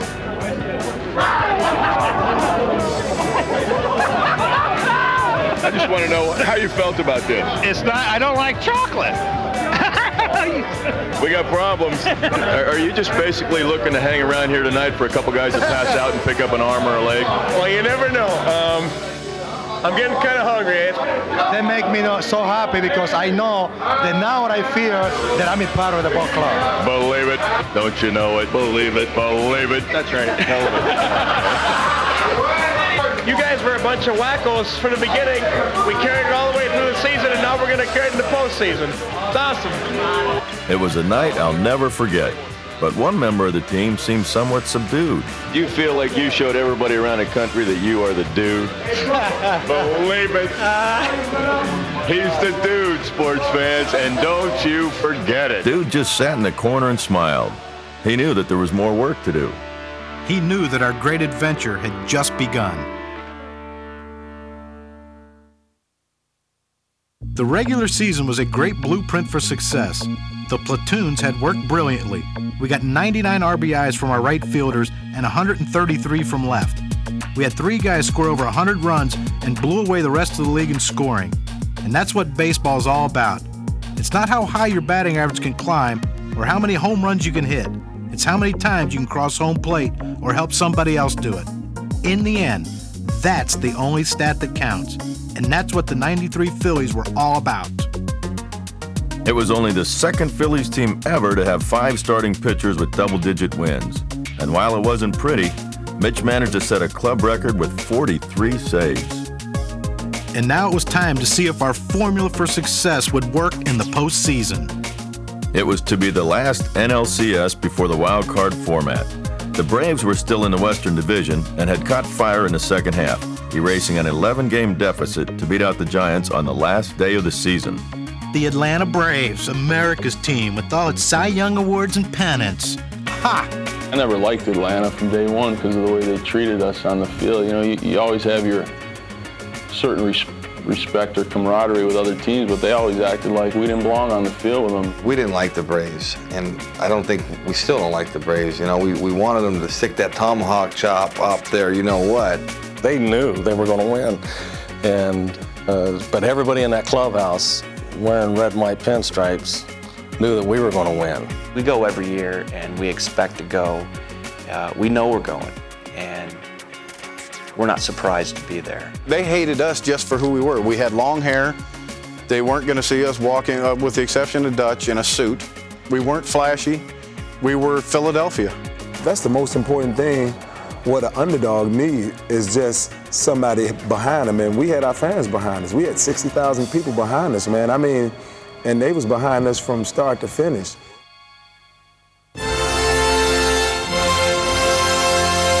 The whole city was electric for Game 1. 0-2 pitch. Swing and a miss. Struck him out. The 3-2 pitch. Swing and a miss. He struck him out. Kirk Schilling has struck out the side here in the first. As usual, the dude set the tone. 1-2 pitch. Breaking ball. Line drive. Hit to left center field. It's going all the way back toward the fence. A stand-up double for the dude, Lenny Dykstra. Bouncing ball to second, might be a double play. Throw to Blauser, one relay, not in time. Here's Cole, third strike. He struck him out. Struck him out. 5 straight strikeouts to open the game. Swing and a hot shot, backhanded brilliantly. Stocker, low throw dug out by Kruk. Schill really had it going. Then Inky flexed his muscles. In the air, center field, and well hit. Nixon at the wall and looking up. Home run, Katie Gavilia. The Braves scratched out a couple runs to tie the score. Then we gave them that old whatever it takes approach. Bounces away, wild pitch. Scoring is Kruk. Phillies lead it 3-2 on a wild pitch by Steve Avery. We took a 3-2 lead into the ninth, and despite Schill's protest, Jimmy stuck to the game plan, bringing in Mitch for the save.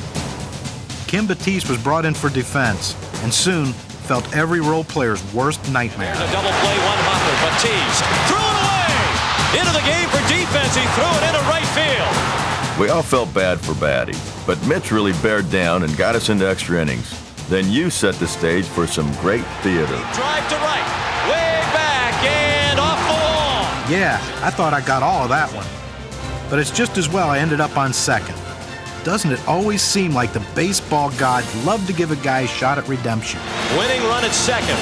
Kim Batiste with a chance to redeem himself. Believe it. Swing a hard ground ball. Base hit! Base hit! Down the left field line! Kruk scores! Bills win! 4-3 on the RBI hit by Kim Batiste! This place is going wild! Batiste, who made an error in the ninth inning that led to the tie, has picked up a hit down the left field line. Kruk scored and the Phillies win 4-3 in 10 in Game 1 of the League Championship Series. It had been one of the greatest games in Vet history, and another wild chapter in the drama that was 1993. In the papers the next day, some of the Braves commented that it was Bush League for us to carry Batty off the field, that we were showing too much emotion. And that's when I knew we had him.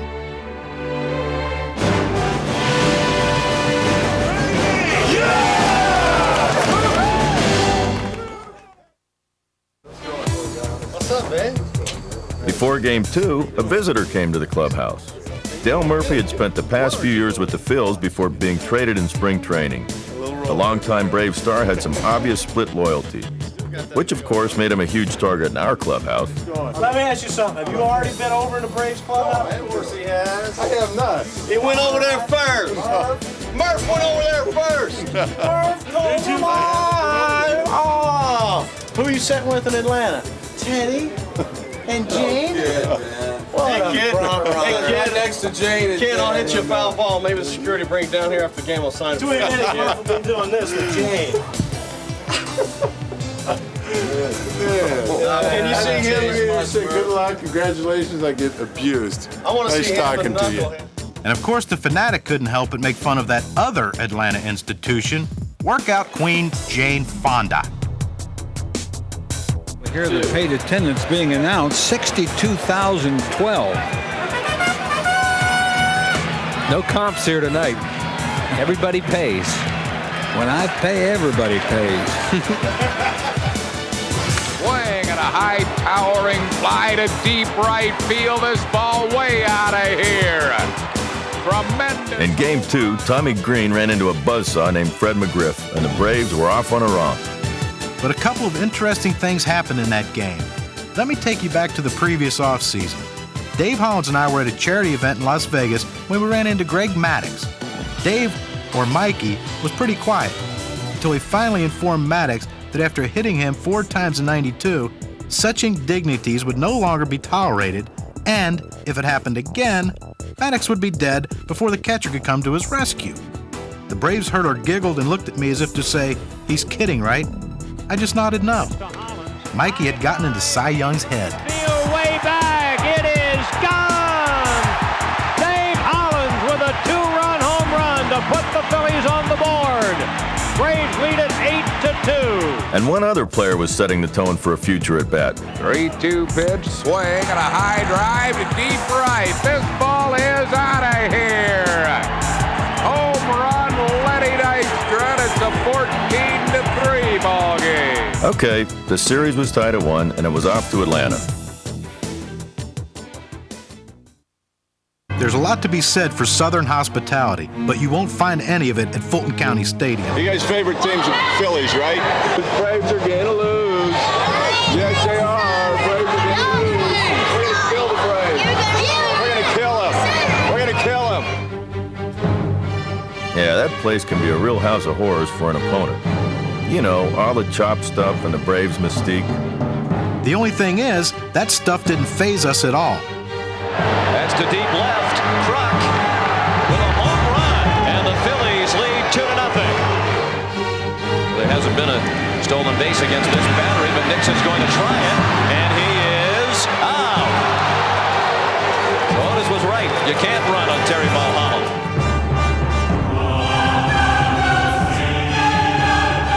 In Game 3, Terry Mulholland shut them down for 5 innings. Then the wheels came off. A 1-2 pitch. Well hit left field. In Cavilla. Can't get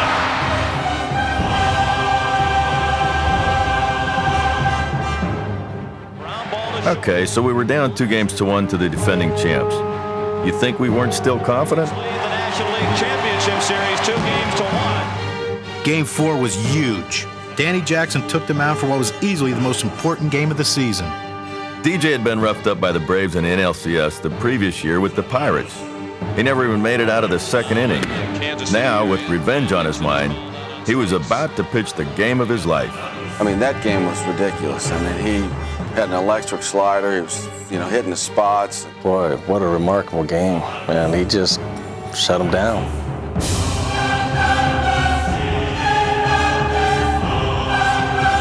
But John Smoltz was just as tough, and we knew we were in for a war. Nice running play. Well hit, base hit. Do it yourself, DJ. Thompson will come around to score.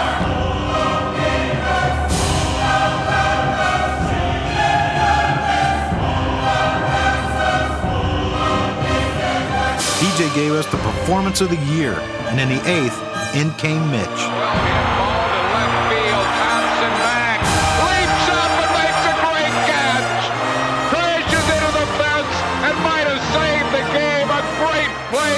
Milt's catch saved the day. and Mitch nailed it down in the ninth. Swing and a ground ball to second. Might be a double play. Morandini tags the bag. Double play. This game is over. The Phillies have won it by a score of 2-1, and even this league championship series at 2 games apiece.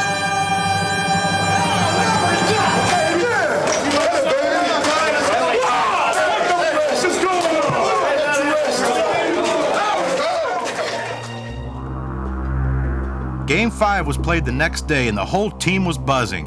It went today and we were in great shape. Everybody was fired up, except for you. I was out of bullets, Johnny. Yeah, you quietly told me there was no way you could pitch that day. That's how it felt. Well, it looked like it wouldn't matter, as she'll look pretty sharp and our defense rose to the occasion. Drive to left, Incaviglia, great diving catch by the Eggman. Playing a line drive to right, it's a fair ball, makes one out, bounces off the fence. Chamberlain to second, out at second. We really weren't known for our glove work, but it seemed like everyone was coming up big. Swing and a well-hit ball to deep right center field. This ball is out of here. Home run, Darren Dalton, and the Phillies lead it 3-0 here in the 9th inning. Then Mitch came in to close it, and, well, they didn't call him Wild Thing for nothing.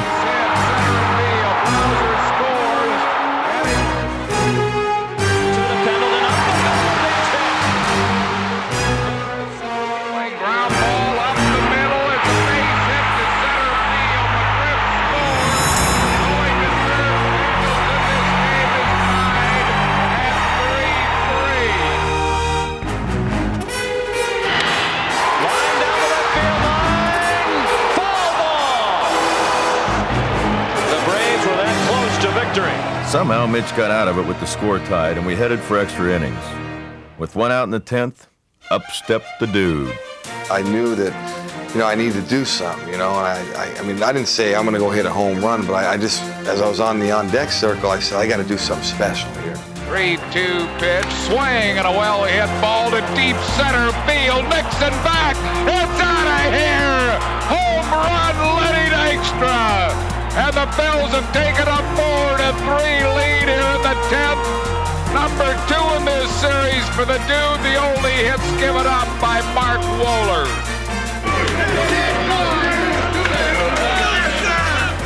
So I looked to see who's coming out for the bottom of the 10th, and there's the guy who told me there was no way he could pitch just a few hours before. Well, Johnny, you got to do what you got to do. Yeah, and after 2 quick outs, you reached up your sleeve for one last magic trick. Game's on the line in the 5th game of the the playoffs.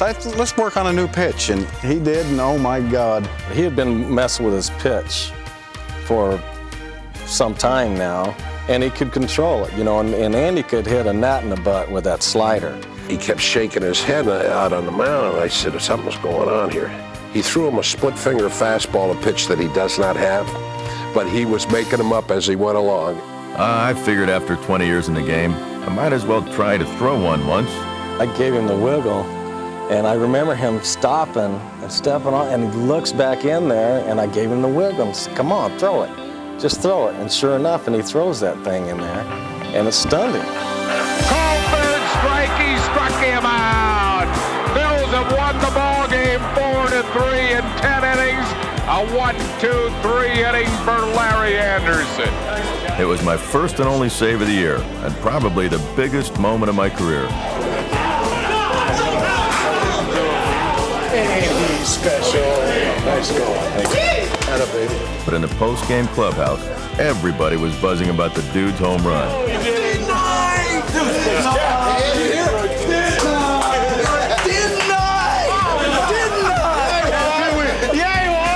Remember coming around third base saying, didn't I? As he's slapping Poe's hand. One of my all-time favorite times of the postseason is when Lenny hit that home run and he comes walking in and he's shaking his head and he goes, it's nice to be strong.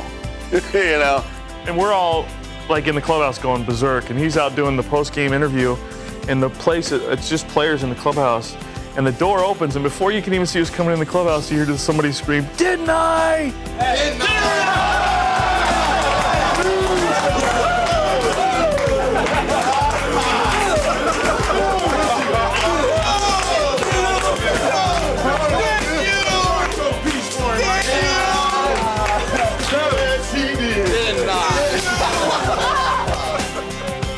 He's the dude, ladies and gentlemen, and you better believe it. Game 6, back in Philly, and the fans were in a frenzy. Greeny was back on the hill, looking for a little redemption of his own. I was just thinking the whole time, I was hoping for an opportunity to be able to have another chance at him, another shot just to prove to myself and my teammates that, I'll be there.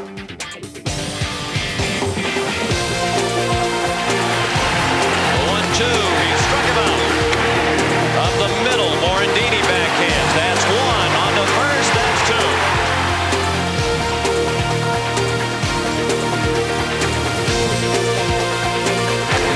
Well hit and caught. Great leaping stab of the line drive by Mickey Morandini. Mickey took the first shot at the Braves ace. Up the middle, off the leg of Maddox. It caroms right to Lemke.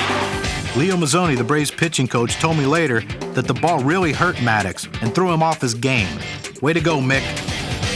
Then our leader made a statement. Line drive down the right field line. Hooking, fair ball.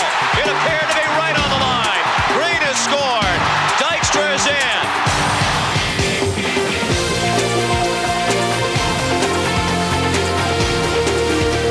In the 5th, up stepped Mikey to face his old nemesis. It was a changeup, and not his normal changeup that fades and it just stayed up, almost like he didn't have the same plant, or I think Mickey hurt him. So he left it up, and fortunately I stayed back just long enough to get the barrel on it. Gone to the seats. Dave Hollins with a 2-run home run. It's 4-1 Phillies. That's probably the biggest home run I've had in my career. That's my fondest memory right there. Then in the 7th, Mickey drove the nail in Maddox's coffin. Take it away, Whitey. Line drive, base hit into the right field corner. Watch him run. 1 run is in. Here comes Dykstra. Morandini with a triple. A 2-out triple. Phillies lead it 6-1, and they really beat the ship there.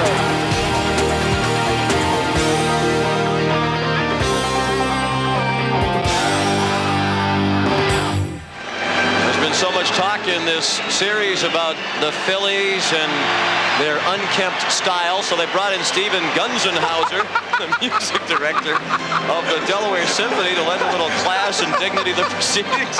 And what happens? They stole his baton as he was conducting the 7th inning stretch. Only in Philly could this happen. That's why I love this town. And this place, this joint was rocking now. And this is a very intimidating place to come and play in. And you could just feel it. I got chills running up my back right now. Tommy Green had done a great job. Back-to-back strikeouts in the inning for Tommy Green. Grab some pine, prime time. Strike 3. McGriff called down on the pitch over the outside part of the plate around the knees. Westy blew away the Braves in the 8th. And in came Mitchie Poo to try and wrap up the pennant in front of 60,000 screaming maniacs.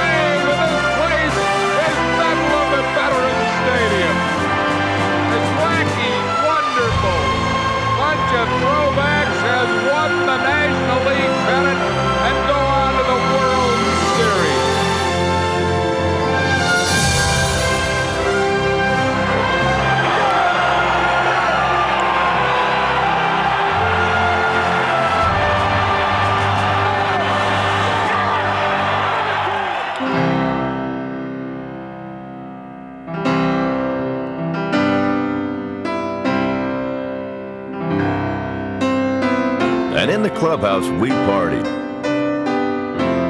Just maybe not as hard as before, because now we could see the ultimate prize within our grasp. We were going to the big dance. You work your whole career to achieve one goal. and that's to get into a World Series and obviously win it. But just that feeling of pride. If you go back through spring training and the whole season and you look back at everything that you've been through, and let alone your whole career, but just that season and the people that are in that clubhouse and how it all worked out. You know, you plan something, and then when it comes to fruition, there's not a better feeling for anybody in the organization, because that's your only goal. And boom, we're here. We're in the World Series. Yeah, it was another great night. A lot of love and a lot of laughs. And one final chapter in this great story. 3 balls and 2 strikes to Bill Pacoda. Whitey, can Mitchie Poo have 1, 2, 3 innings? No way. Swing and a miss. He struck him out. And the Phillies are the 93 National League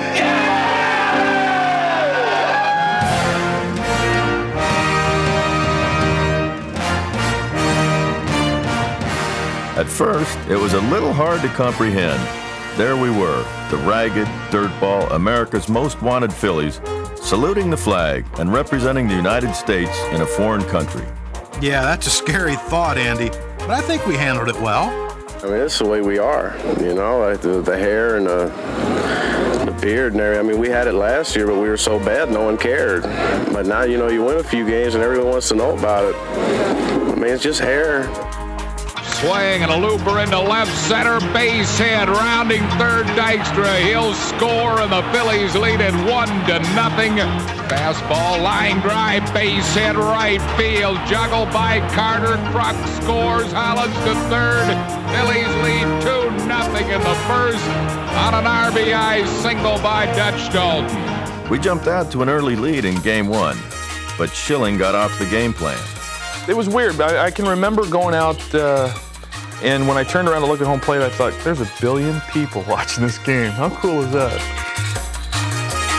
Devon White has tied the game 4-4 with a long home run to right field, and we're all even again. Just didn't pitch real well. First game, I thought I needed this big game plan, and instead of listening to Vuk like I had all year, I kind of tried to do my own thing, and we ended up getting beat.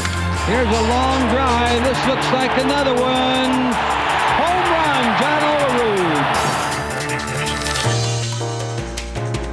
In Game 2, Terry Mulholland cranked up a good one. Swing and a miss for strike 3. With a little help from his friends. 1 out. He is running. The pitch is strike. The throw, good one. And Henderson is out. And after years of struggling against much greater obstacles and opposing pitchers, Jim Eisenreich had finally made it to the World Series. A 3-run homer for Jim Eisenreich. And the Phillies lead 5-0. Now, in the glare of the international spotlight, Lenny really took it to the next level. Swing and a well-hit ball to deep right. It's got a chance. This ball's out of here. Home run, Lenny Dykstra. And the Phillies now lead it 6-3 here in the 7th. 1-1 pitch. Ground ball is short. That might be 2 to Duncan. 1, yes, double play. Mitch finished it, and we were headed back home.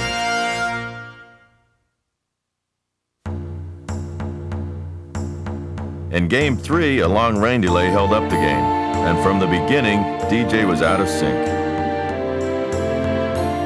The 2-1 pitch, line drive, hit to right center. Henderson scores and skips by Eisenreich. Here comes Devon White around. He scores. Molitor to third, sliding with a triple.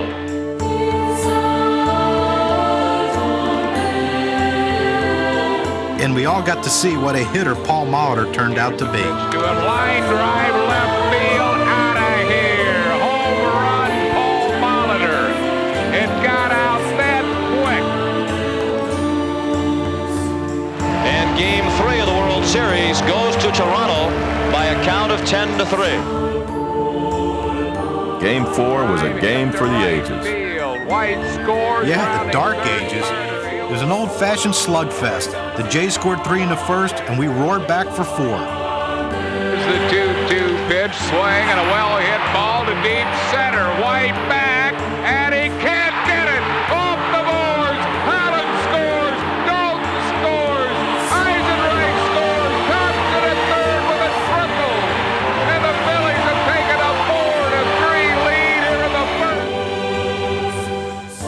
two teams squared off like heavyweight boxers fighting toe-to-toe.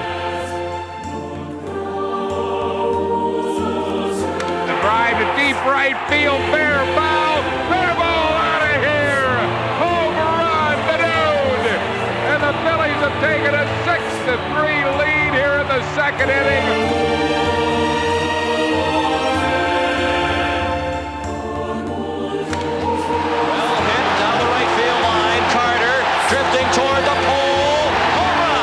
For a while, it looked like the Phillies had just too much firepower. A double for Milt Thompson.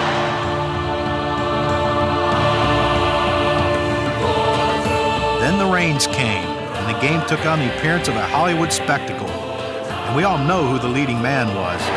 He's been on base all 3 times tonight and has scored 3 times. He walked, stole second, and scored in the first, and a 2-run homer the second. Just missed a home run with a double off the wall and right in the fourth and scored again. And he hits one deep to right. Forget about it. Way out of here. What a night for Lenny Dykstra. His second home run. He's driven in 4. He scored 4 times. And the Phillies lead 12-7. Awesome.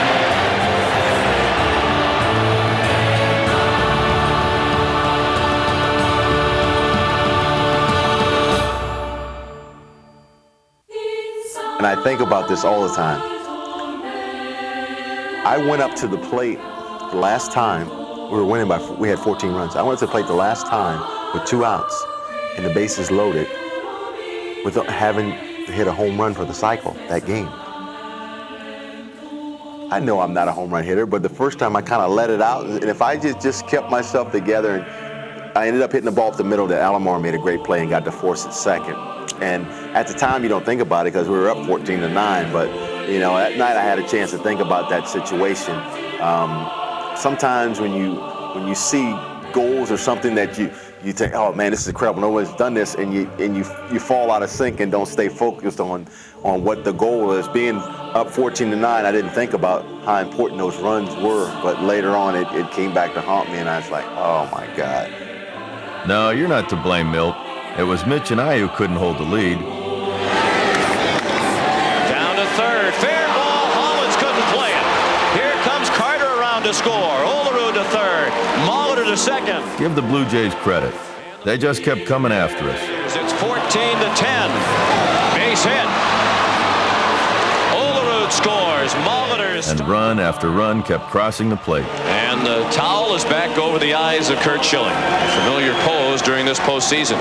As far as what Schill was doing with the towel and all that, that was addressed in the clubhouse, and Schill always knew where the cameras were and took advantage of it. But the thing that disheartened me about that was the reflection it threw on Mitch, you know, and here's Mitch coming in, busting his butt, you know, doing all he can to save a ball game. The one regret I have is the whole towel incident in the postseason. I was, whether you want to call it stupid, naive, I had no idea that what I was doing was offensive. Certain things you do, and there's certain things you don't do. And if that hadn't have been a World Series, I'd have beat 9 kinds of out of him for it. 1-1 pitch, line drive into center. Dykstra coming, can't get it. Base hit, 2 runs will score. It's now a 14-13 game. Yeah, and our Hollywood epic had turned into Gone with the Wind. Fly ball, right center field. Dykstra can't get it. It's all the way back to the fence. Borders scores, Henderson scores, and Toronto leads it 15-14.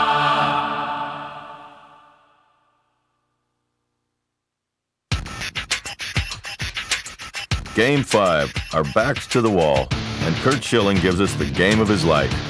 I really felt like I didn't have any options, and it was a good thing. When you looked at the lineup as a whole that we were facing, it could have been very intimidating. Coming off the 15-14 game, you had a city that was horribly depressed, but the team that just said, you know what, if we're going to do this, we got to do it tonight. Fielded by Kruk, that's 1, that's 2. 3-6-4 double play. Alomar runs on a 3-2 pitch, it's strike 3, and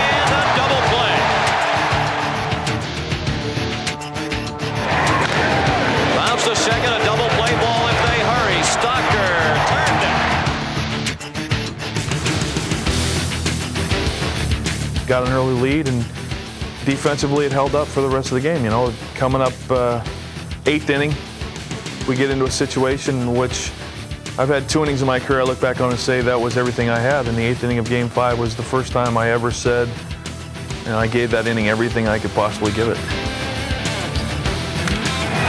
Off the glove, Schilling. He'll try the plate.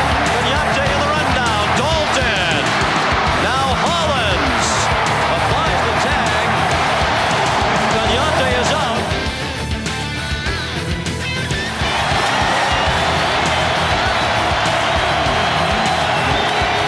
On the ground to second. Say what you want about Schill. That night, he became a big-game pitcher and turned in one of the most clutch performances in the history of this stadium. Line to center. Dykstra is there. The Phillies win. A brilliant 5-hit shutout for Kurt Schilling. Back to Canada, and nobody on this team was ready to quit. There was a strong feeling that if we could just get it to Game 7, the series would be ours. Every man in that clubhouse felt that, you know, had we won that night, we had a very good chance of winning Game 7 because we had Danny Jackson going for us. I knew we were going to win that game. I knew that we were going to play Game 7. And I've since talked to some guys on their team, and they were so concerned about winning Game 6 because they did not want to face us in Game 7. But Paul Mahler was just killing us. Mahler to right center, well hit. Eisenreich on the run, looking up, it's off the wall.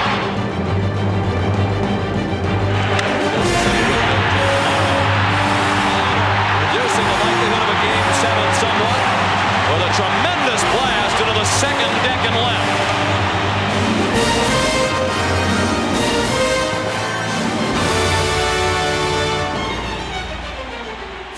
We were down 5-1 in the 7th, but had just enough grit to fight back one more time. Line drive, base hit. Over the glove of Fernandez. Cut off by Henderson. Stocker continues to third, and here come the Phillies.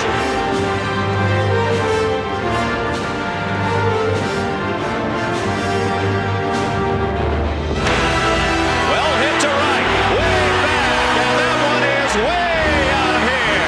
Second deck home run for Lenny Dykstra. And all of a sudden, it's a one-run game, 5-4.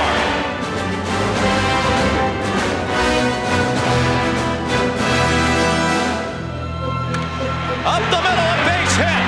Duncan waved around, and he will score. 5-5. And Incaviglia drives one to center. Deep enough to bring the go-ahead run in for Philadelphia. Hollins comes to the plate to make it 6-5 Phillies. Mason has been the one bright light on the middle and long relief for Philadelphia in this World Series. He's now only given up 1 run in 6 2/3 innings.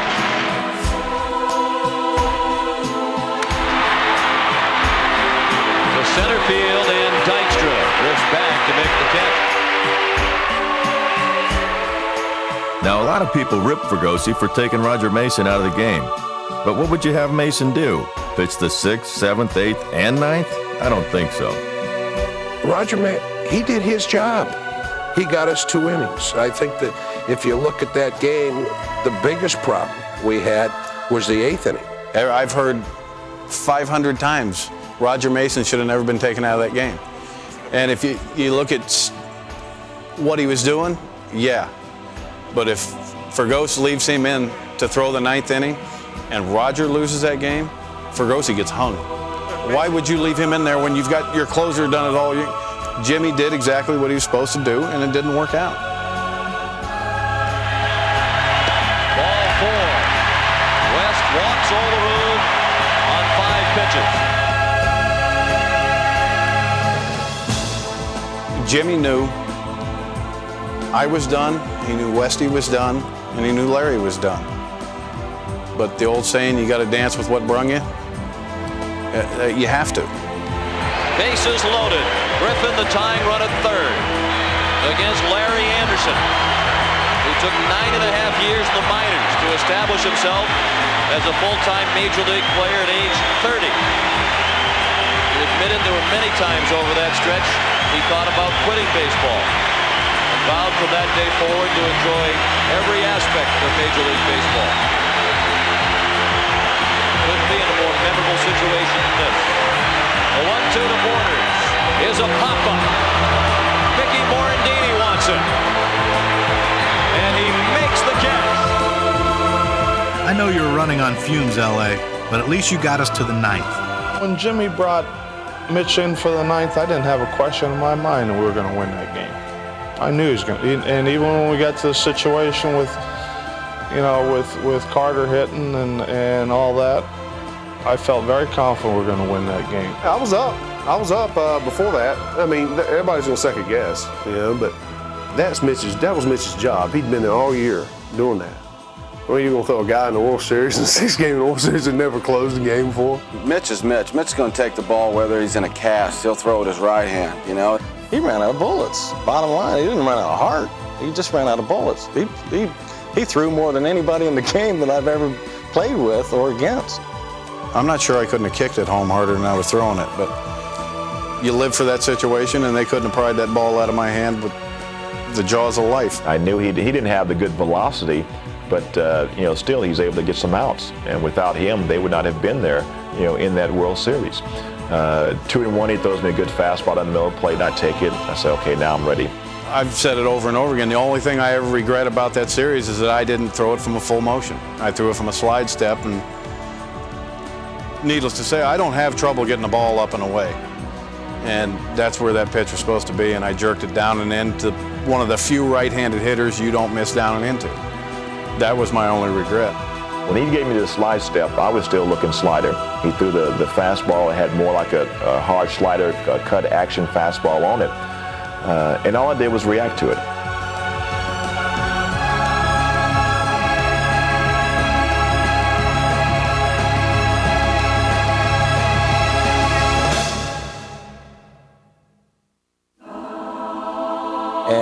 And I looked up and I looked into the lights, and then I see the ball going over the fence. And my first thought was, what am I going to do tomorrow? Because I'd already planned on coming here. And I knew that we were going to win that game. And, but we didn't. I mean, that home run he hit, cut everybody's heart out. We had fought so hard and played so hard the whole year. If there's such a thing as giving 110%, we gave 130% that year. I couldn't be prouder of a group of guys. They were all stand-up guys. If they fouled up a game, they would stand up and admit it. There was no excuses made. And they really gave all that they could give. The sad part is I know in my heart we should have won that series. And that was the hardest part for me. The way we performed offensively and the pitching, the starting pitching, and basically it came down to my time in the game, and I didn't get it done. That was the hard part. When that ball went over the fence, it was the finality of this great ride is over. But I walked in the clubhouse and gave Mitch the biggest hug, and I said, you know what? If it wasn't for you, we never would have got here. And so it was over. We'd come as far as the baseball gods would allow. It was a great ride. We captured the hearts of a whole city and had the best time of our lives doing it. No one on that team has any reason to hang their head. We were winners. And they'll probably never see the likes of us again.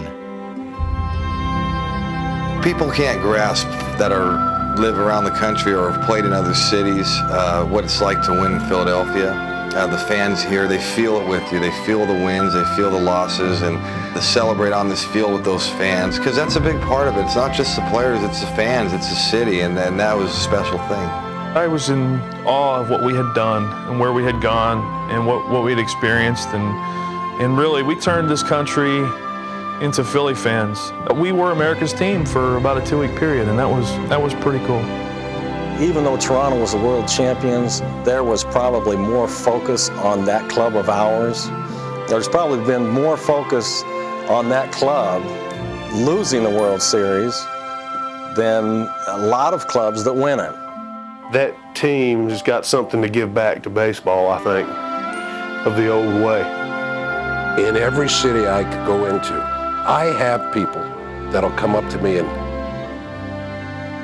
say, hey, thanks for 93.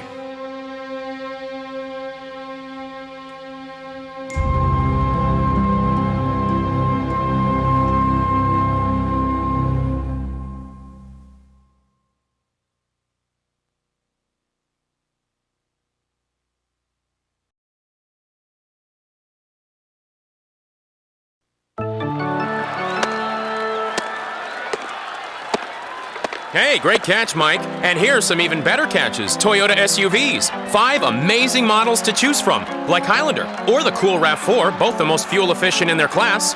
Or choose the powerful 4Runner or the Sequoia with room for 8.